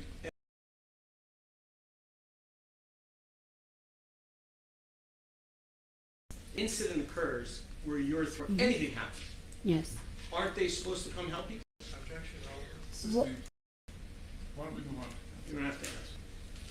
When the incident occurred, did you call your security guard or send him a text message or do anything to let your security guard who was with you know that something happened where you wanted his help? Objection, argumentative as to with you. I told him, like, yo, you wouldn't even believe what just happened upstairs. And he was like, what happened? And I practically told him, like, I'll tell you later, like, when I leave. I'm like, wait for me. But I told him, like, wait for me downstairs, like, by the door. And that's what I told him. If you were in any danger, would you call your security guard or would you call the police or would you call both? Or do nothing? Did you feel that you were in danger on February 24th, 2018 when you were upstairs on the 5th floor? For like those 50 seconds, yeah. After I went to my appointment and like the argument just passed me, I didn't even mind it anymore. Did your attorney show you a photograph of Dr. Finke to refresh your recollection as to who the doctor was that you saw on that date? Yes. Okay. And you had a different set of attorneys before, in 2022 and 2023. Did they do the same thing? No, they didn't. So, do you know what's discovery? Yes. What are form interrogatories? Oh, honey, I don't know what that means. What is special interrogatories? I do not know. What are requests for admissions? You don't know, right? Is that fair? You don't know? No. You do know? No. Okay. And when your attorney responded to the written discovery on your behalf, did he or she show you the discovery responses? Did they email you a copy of it? I mean, I will have to see what you're asking me. I will show it to you. May I approach, Your Honor? You show her the discovery only? Sure. Thank you, Your Honor. Could you identify it, please? Yes. I will show it to you.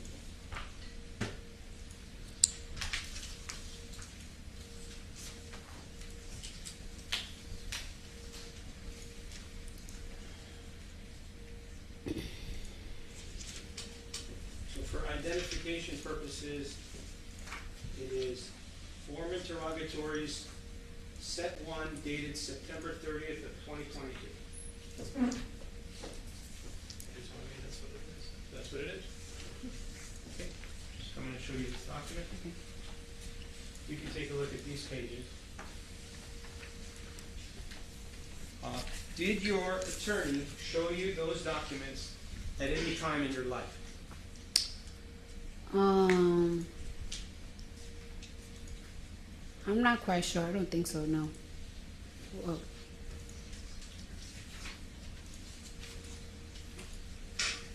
And I'm going to show you, with the court's permission, your responses, which were drafted and served on January 17th of 2023.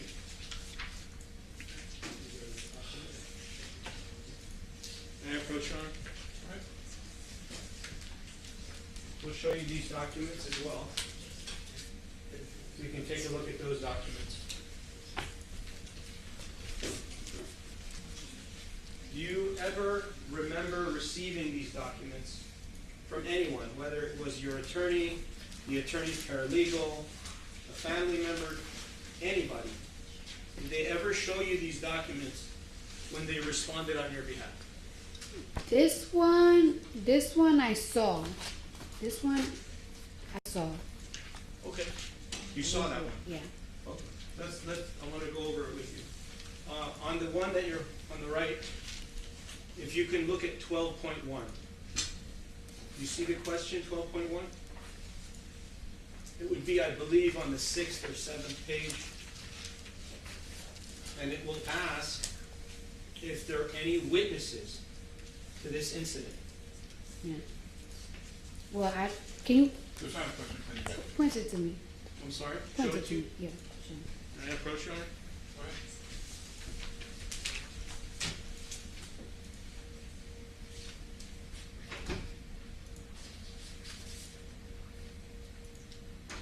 It's on page 5, under 12.1.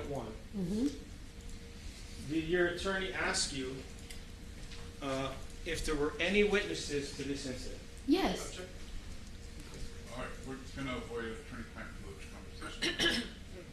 And relevance, Your Honor, this is the discovery issue that the subject. Not a discovery issue, Your Honor. I'm asking her questions about if there's any witnesses, and it's for impeachment purposes.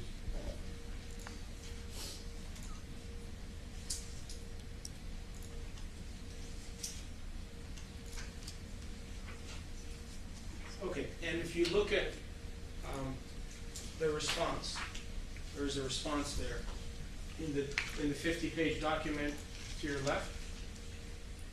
May I show it to her, Your Honor? Go ahead.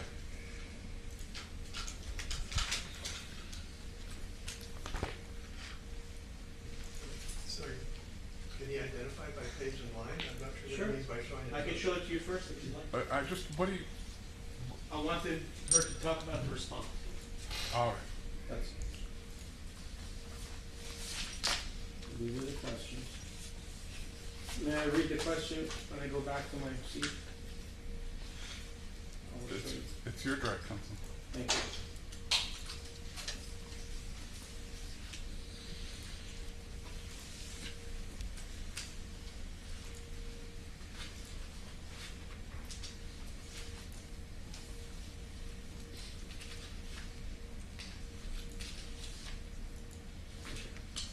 So first, I want to ask you if this is your signature on page 47. Is that your signature?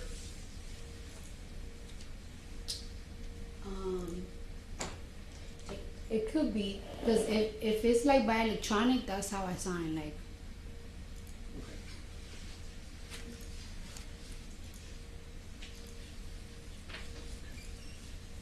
And the question that I showed you, 12.1, just say, you want to read it or you want me to read it to you? You can read it.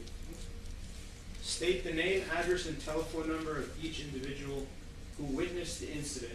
This is A, so paragraph A. Or the events occurring immediately before or after the incident. Mm-hmm. That's what the question is. Yes. As you sit here today, would you, is it your testimony that Dr. Finke is a witness to the incident? Absolutely. He is a witness? Yes. She knows. She was there. Is Dr. Finke outside speaking with you? Outside where? On February 24th, 2018. Outside like. In the hallway? Yes. He came out of his office? Yes.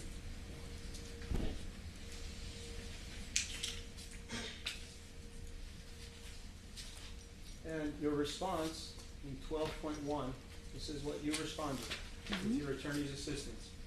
I won't hold you 100% at fault for it, but question, Your Honor, I withdraw, assistant. I apologize. The response is, responding party incorporates by reference the preliminary statement and general objections set forth above, subject to and without waiving the foregoing objections. Responding party responds as follows. Responding party may be contacted through defendant's counsel. Imani Ellis may be contacted through plaintiff's counsel. And then it says, unknown staff / employees at Cedars-Sinai Medical Center, including at least 2 such persons who intervened during the incident. Discovery is continuing. Were you at Cedars-Sinai Hospital or Cedars-Sinai Medical Center when this incident occurred? No. Okay. But to my knowledge, Dr. Finke works also for Cedars-Sinai, but we wasn't for Cedars-Sinai. Is there any reason why your attorney or your prior attorney? Yes, Your Honor. We're not going to.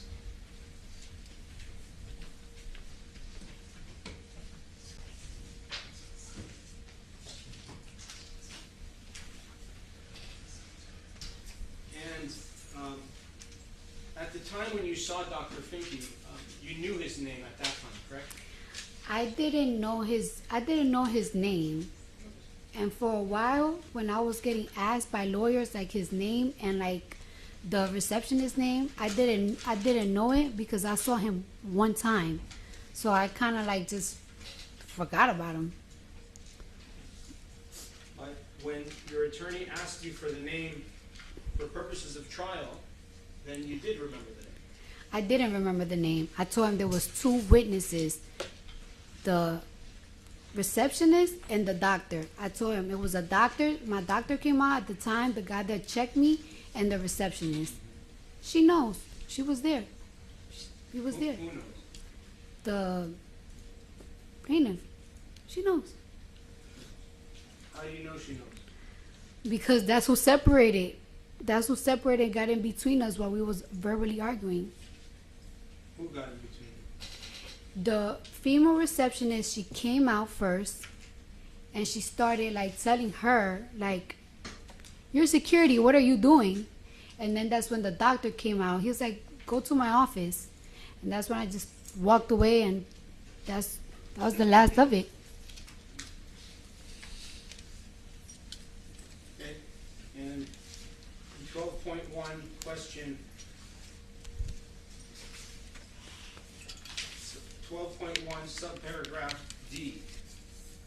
State the name, address, and telephone number of each individual who you or anyone acting on your behalf claim has knowledge of the incident. You just testified that Karan Newton was downstairs in the lobby on the date of the incident. You also testified that you told him different things about the incident. What is the reason, this is the question, what is the reason you did not disclose Karan Newton's name in discovery? Because he wasn't upstairs. Ma'am, wait for the objection. Is it a question? First, this characterizes the testimony as compound. It's irrelevant to the merits of the case. It's listening.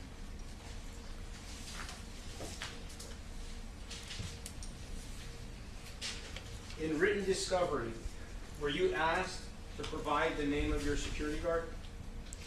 Your Honor? Yeah, but why don't we, I don't know what you're trying to impeach her on, because she hasn't testified to anything yet. You're saying it's impeachment, but you're not impeaching anything.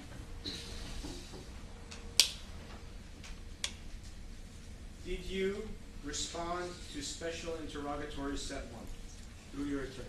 Your Honor? All right, the court's going to sustain its own 352 objection. Why don't you move on?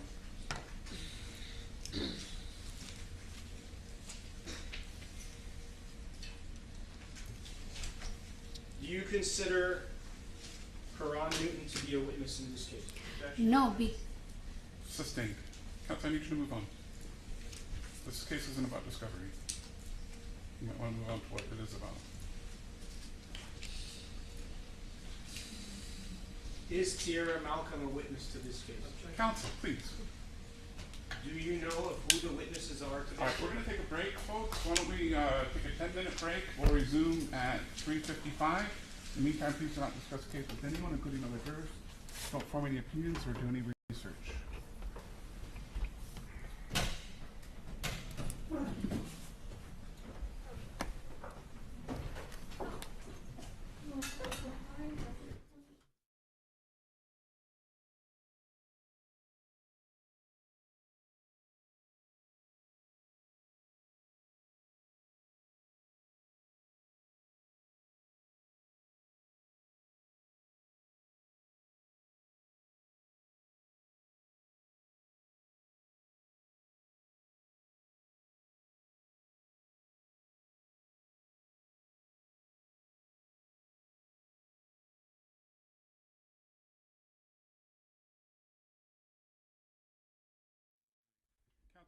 Let's define what we mean as impeachment. Impeachment is she says something, and you've got evidence that she said something else. Right. She said, I didn't know anybody's name. I got sent there. I was seen for a short amount of time. I didn't remember what their names were. Okay, so And now then you're saying, here's this document that says you don't know what their names were. okay, so maybe I'm So, going about it the wrong way. That's You, why. you absolutely are, and you're not listening to the court's direction when I'm asking you to move on. I'm sorry, I'm not doing it intentionally. It seems like you are. I really am not. I understand the court's issues, but I want to explain if I may. Your Honor. Go ahead.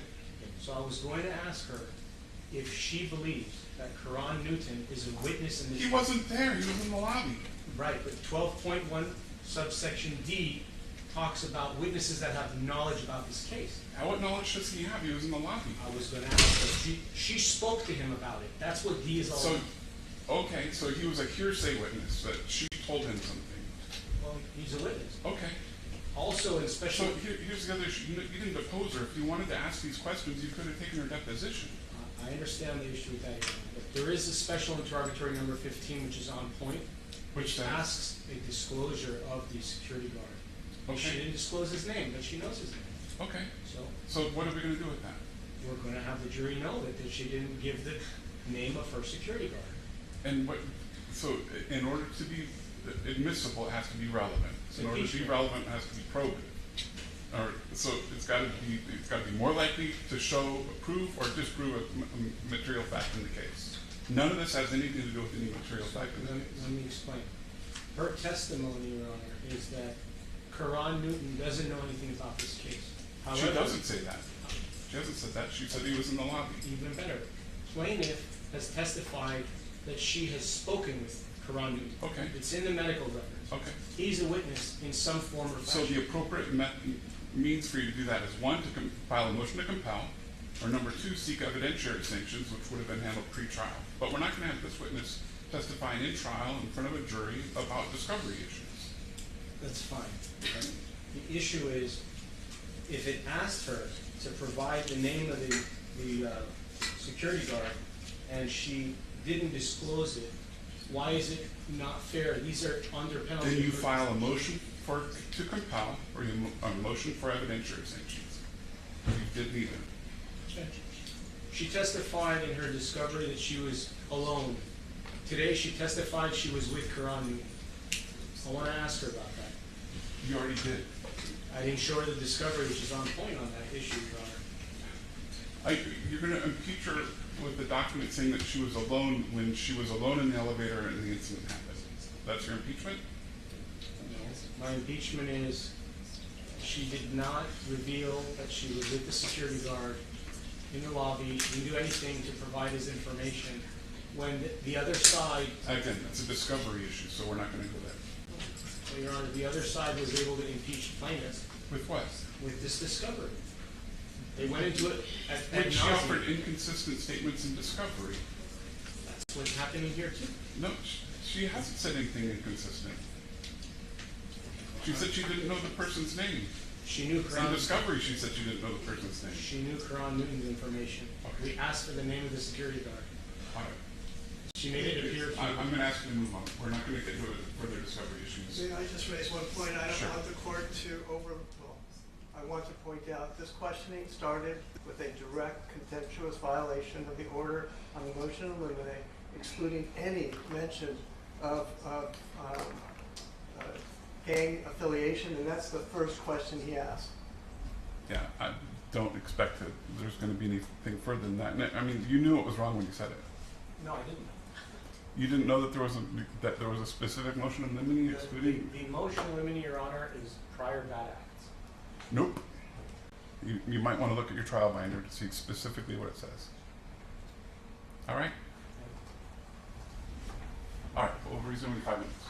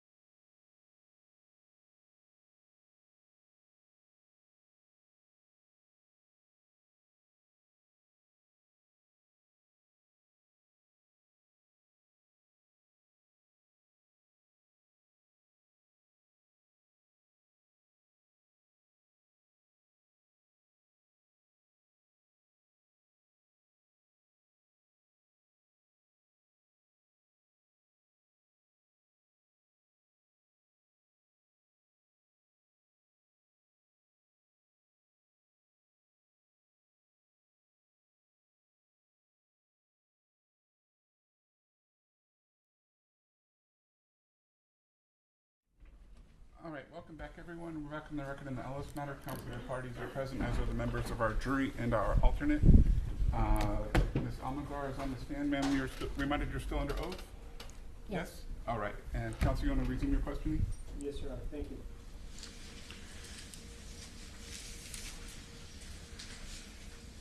Aside from Karan Newton, was there anybody else who drove with you to the building on February 24th of 2018? No.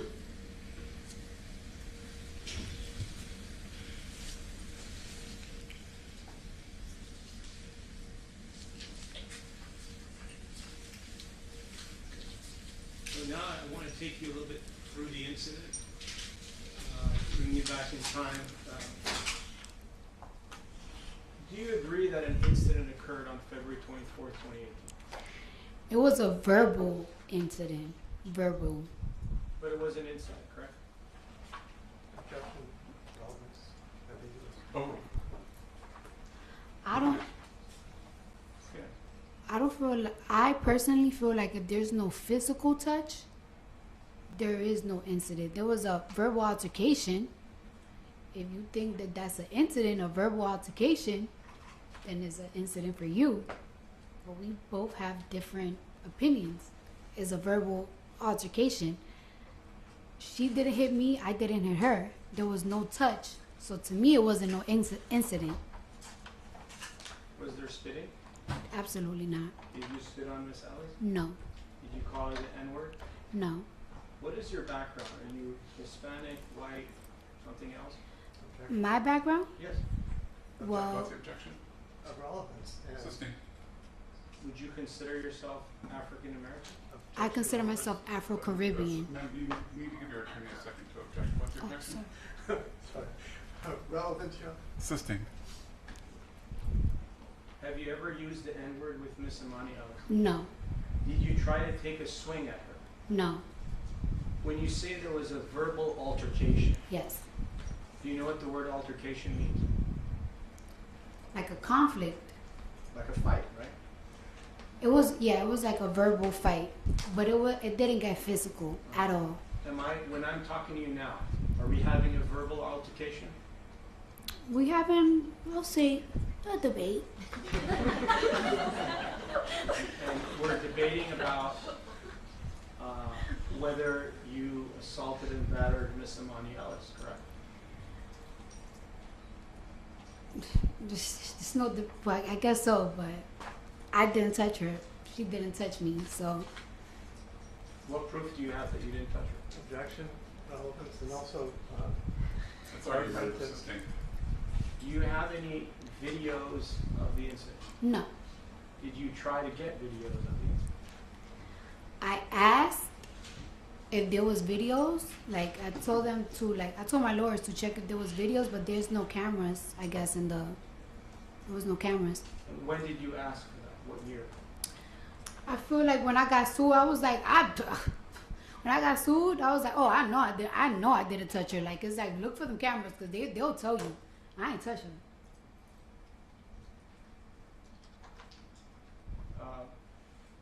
When you went to the building of 8920 Wilshire Boulevard, and you saw Amani Ellis there on the 5th floor, was she wearing her uniform as a security guard? Yes. Oh, sorry. You remember? Again, you might want to just take a breath so your attorney can object. Are you aware that my office is across the street? No. Okay. 8920 Wilshire Boulevard. You remember that number? You agree that that's the correct number? The address? I remember that I went there, but I don't really remember the address and stuff like that. I don't. If I show you the building with the number on it, would that help refresh your recollection?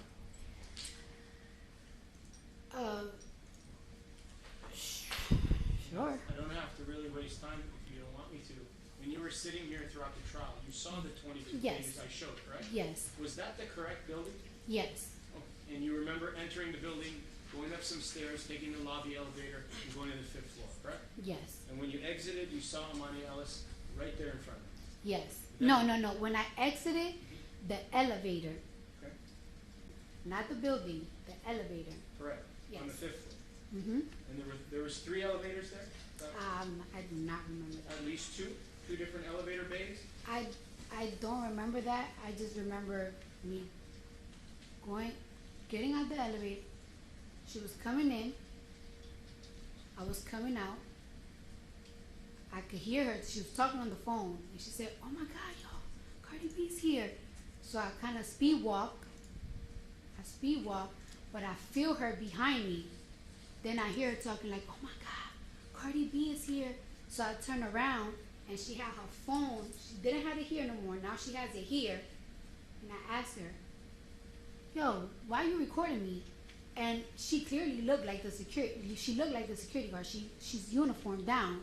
And I'm like, "Why are you recording me? Are you security?" And she's like, "Oh, my bad." But then I'm walking, and I feel her still following me. So like as I'm walking, speed walking, trying to look for the office, I turn around again, and I'm like, "Why are you following me?" She's like, "'Cause I can." It's like, "No, you can't. Why are you following me for? Like, ain't you supposed to be security?" And she's like, "'Cause I can." It's like, "No, you can." And she's like getting closer and closer. Like now she's like in front of me where I can't even like really maneuver. And I'm like, "Ain't you supposed to be security? Like you grouped out, you're recording me. Now you following me. Like back up." And she's like, "I can do what I want." It's like, "No, you can. Like you can't do what you want." And that's when we started arguing. And what did you tell her? I was like, "You can't do what you want. Like, what are you talking about? Like, it's like you invading my privacy." And now we're like chest to chest practically. So I keep telling her like, you need to back up. I'm thinking to myself like, this girl's big. She's big. She got big black boots on. And I'm like, damn. The hell am I gonna do now? She's literally right in my face, like on my chest, and we're arguing. And I keep telling her to back up, but she's not backing up. And we arguing, cursing at each other. I did call her the B word. I did call her a bitch. Like, "Bitch, get out of my face." I did say, "Bitch, get the fuck out of my face. You're in my face. You're screaming in my face." We're like literally screaming at each other. And she kept telling me like, "You're gonna leave my building." I'm like, "I'm not leaving. Like, how you harassing me? I'm not leaving. Like, how you telling me to leave? I came to see a doctor. You following me. You're recording me. I'm just trying to check my cat. You're recording me." And we're arguing. That's when the receptionist came out. She started wilding out like, "This bitch hit me. And I'm like, I did not hit her. I'm looking at her like, "Girl, I can't even hit you if I want to. You're bigger than me and you're pregnant." And she just started wilding out like, "This bitch hit me. Then the doctor came out and he's like, "Go to my office." And after that, I just walk away. And that's just that. Are you aware in the city of Beverly Hills, if a security guard tells you to leave the building, which they are security of, you would be required to do that? Do you agree with that? Objection, relevance. A security not supposed to. You don't need Did Miss Imani Ellis tell you that you're causing a disturbance in the building? No. She was causing a disturbance. She's recording me and following me. Well, let's talk about that. Are people allowed to record you if they want to in a public place, Objection. which would be the building that you were at? Objection. Yes or no? Objection calls for a legal conclusion. Mischaracterizes. Sorry. Do you know if it's okay for someone to videotape you? Objection calls for a legal conclusion. Sustained. When she videotaped you, or maybe she didn't, what proof do you have that she was videotaping you? She had her phone went from here to right here. And she said, like, "Yo, Cardi B," like, I seen her. I turned around and I seen it. I seen it with my own eyes. Did you ever see the actual video recording of you on her phone? Yes or no? No. Could it be possible that she wasn't recording you? She was simply holding her phone in front of you. Is that possible? Objection. Yes or no? Calls for speculation. Sustained. What proof do you have that you were being recorded by Imani Ellis on February 24, 2018, aside from what you just told us? Objection. Do you have any other proof? Objection asked and answered. Sustained.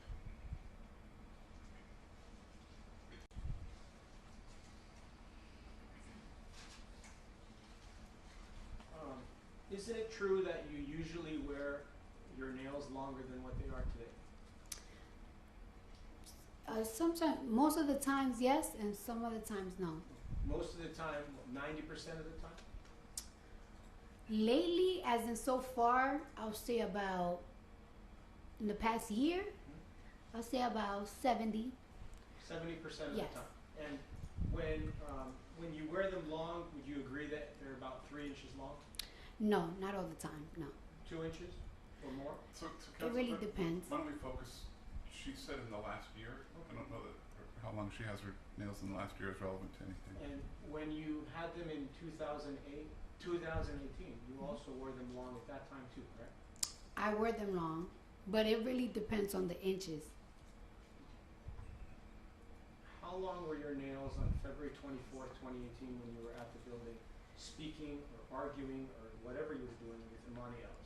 They were 1 inch, they were square, coffin squared, and they had flat rhinestones. Are rhinestones sharp? No, not if they're flat. And they were in 3D, they were flat. With the nails you have on right now, do you think that these nails are sharper or the ones that you had on the date of the incident?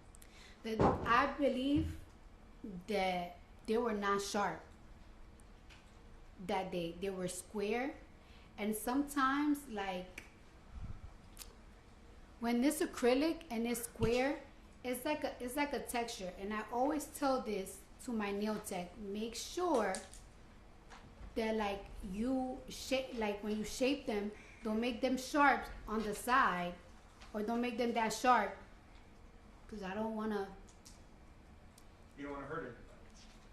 I don't want to hurt myself. I don't want to hurt nobody. I just, you know what I'm saying? I And want to watch in my the back. past, when you had them sharp, you did hurt yourself, correct? I never really hurt myself, but like just in case, I just be like, don't make them too pointy, because I just don't want them to be uncomfortable. Not pointy, but it's like a certain type of sharp that you just don't want. And if you wanted to scratch or cut Miss Imani Ellis' face, Mm-hmm. you could have done it with both of your hands, either one or both, correct? Objection. Calls for speculation. Overruled. I'm not saying you did that right now. I'm asking you a different question. Did you understand my question? I mean, how would I fight? How would I fight somebody? I am mostly left-handed, so if I was to like do anything mostly, I'll do it mostly with the left hand. I'm really like. You're good at fighting with your left hand, aren't you? Objection mischaracterizes the testimony. Are you good at fighting with your left hand? Objection lacks foundation. Sustained.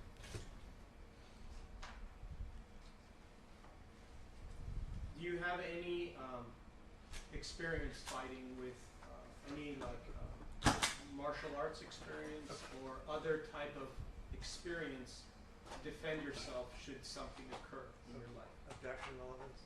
Overruled. Not really, no. So any type of fighting that you would be able to do, it would just be freestyle from your own knowledge of fighting, correct? Objection argumentative. Sustained. If you wanted to fight with someone, would you use your left hand, your right hand, or both? Objection asked and answered. Sustained. Why don't we move on, Councilman? When you enter a building, such as this building or any building, oftentimes you will see that there's a security guard or a police officer or a sheriff guarding the building, correct? You saw that today here in the courthouse, didn't you? Yes. Bless you. I guess it's not.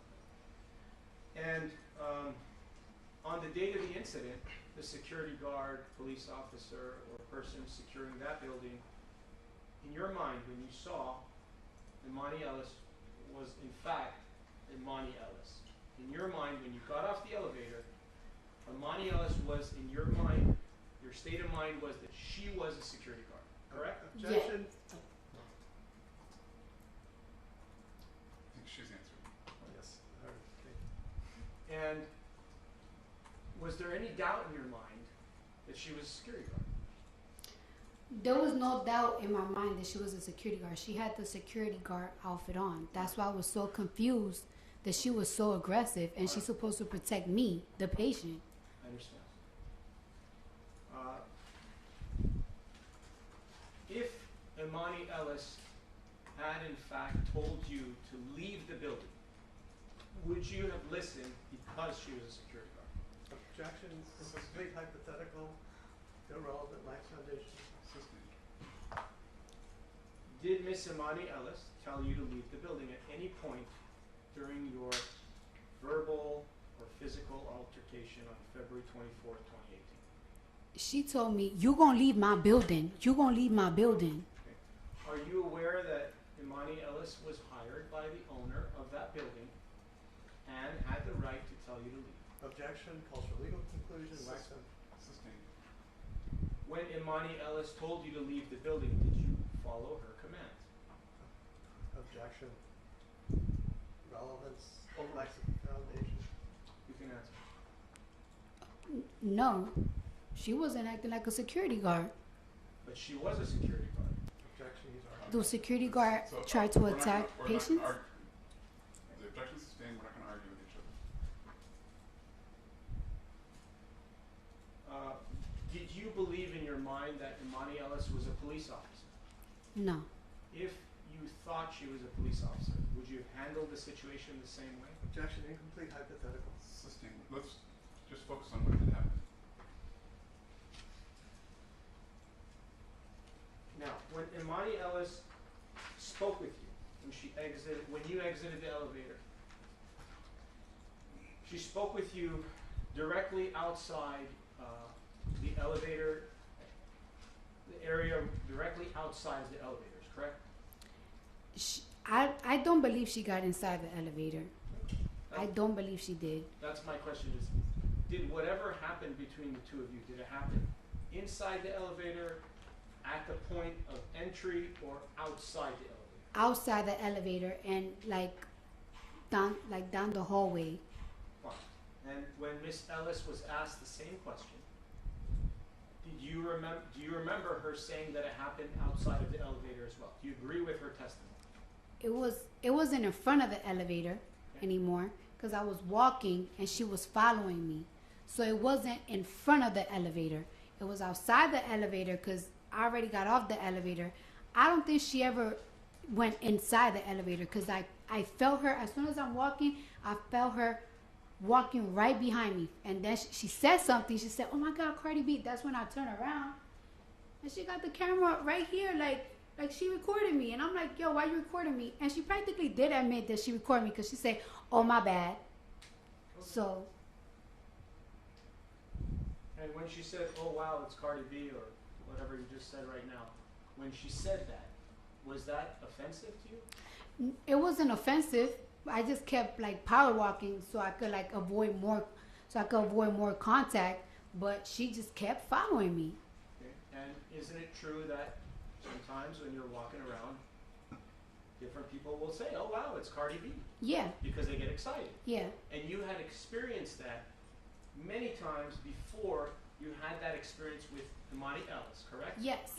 And the reason you didn't like it from her is because she was a security guard and you felt it was unprofessional for her to say that to you. Isn't that true? When she first said it, I didn't tell her nothing. I kept walking. Why couldn't she say it? Why? I never said she couldn't. Okay. And she said it to you. She said it to me and I kept walking. What if she was not a security guard and she was just a random human and said, "Oh wow, it's Cardi B"? Would you have taken offense to that? Objection. No, Argumentative. You can answer. I didn't even feel offended when she first said it. I felt offended when she kept following me. She recorded me, and you're supposed to be a security. You're not supposed to be recording patients going to any doctor, any. But again, That's what offended me. When she first said, oh my God, it's Cardi B, I just kept power walking. I didn't say nothing. I said something the second time she said it, and I turned around and I saw that she was recording me. And I'm like, yo, why are you recording me? Ain't you supposed to be security? And she said, oh, my bad. Then she kept following me, and now I'm getting annoyed. Like, it's like, you're the security guard of the building. No question pending. No question. All right, Council, I think that might be a good time to end because we've got some things that we need to deal with outside the presence of the jury. Yes, Your Honor.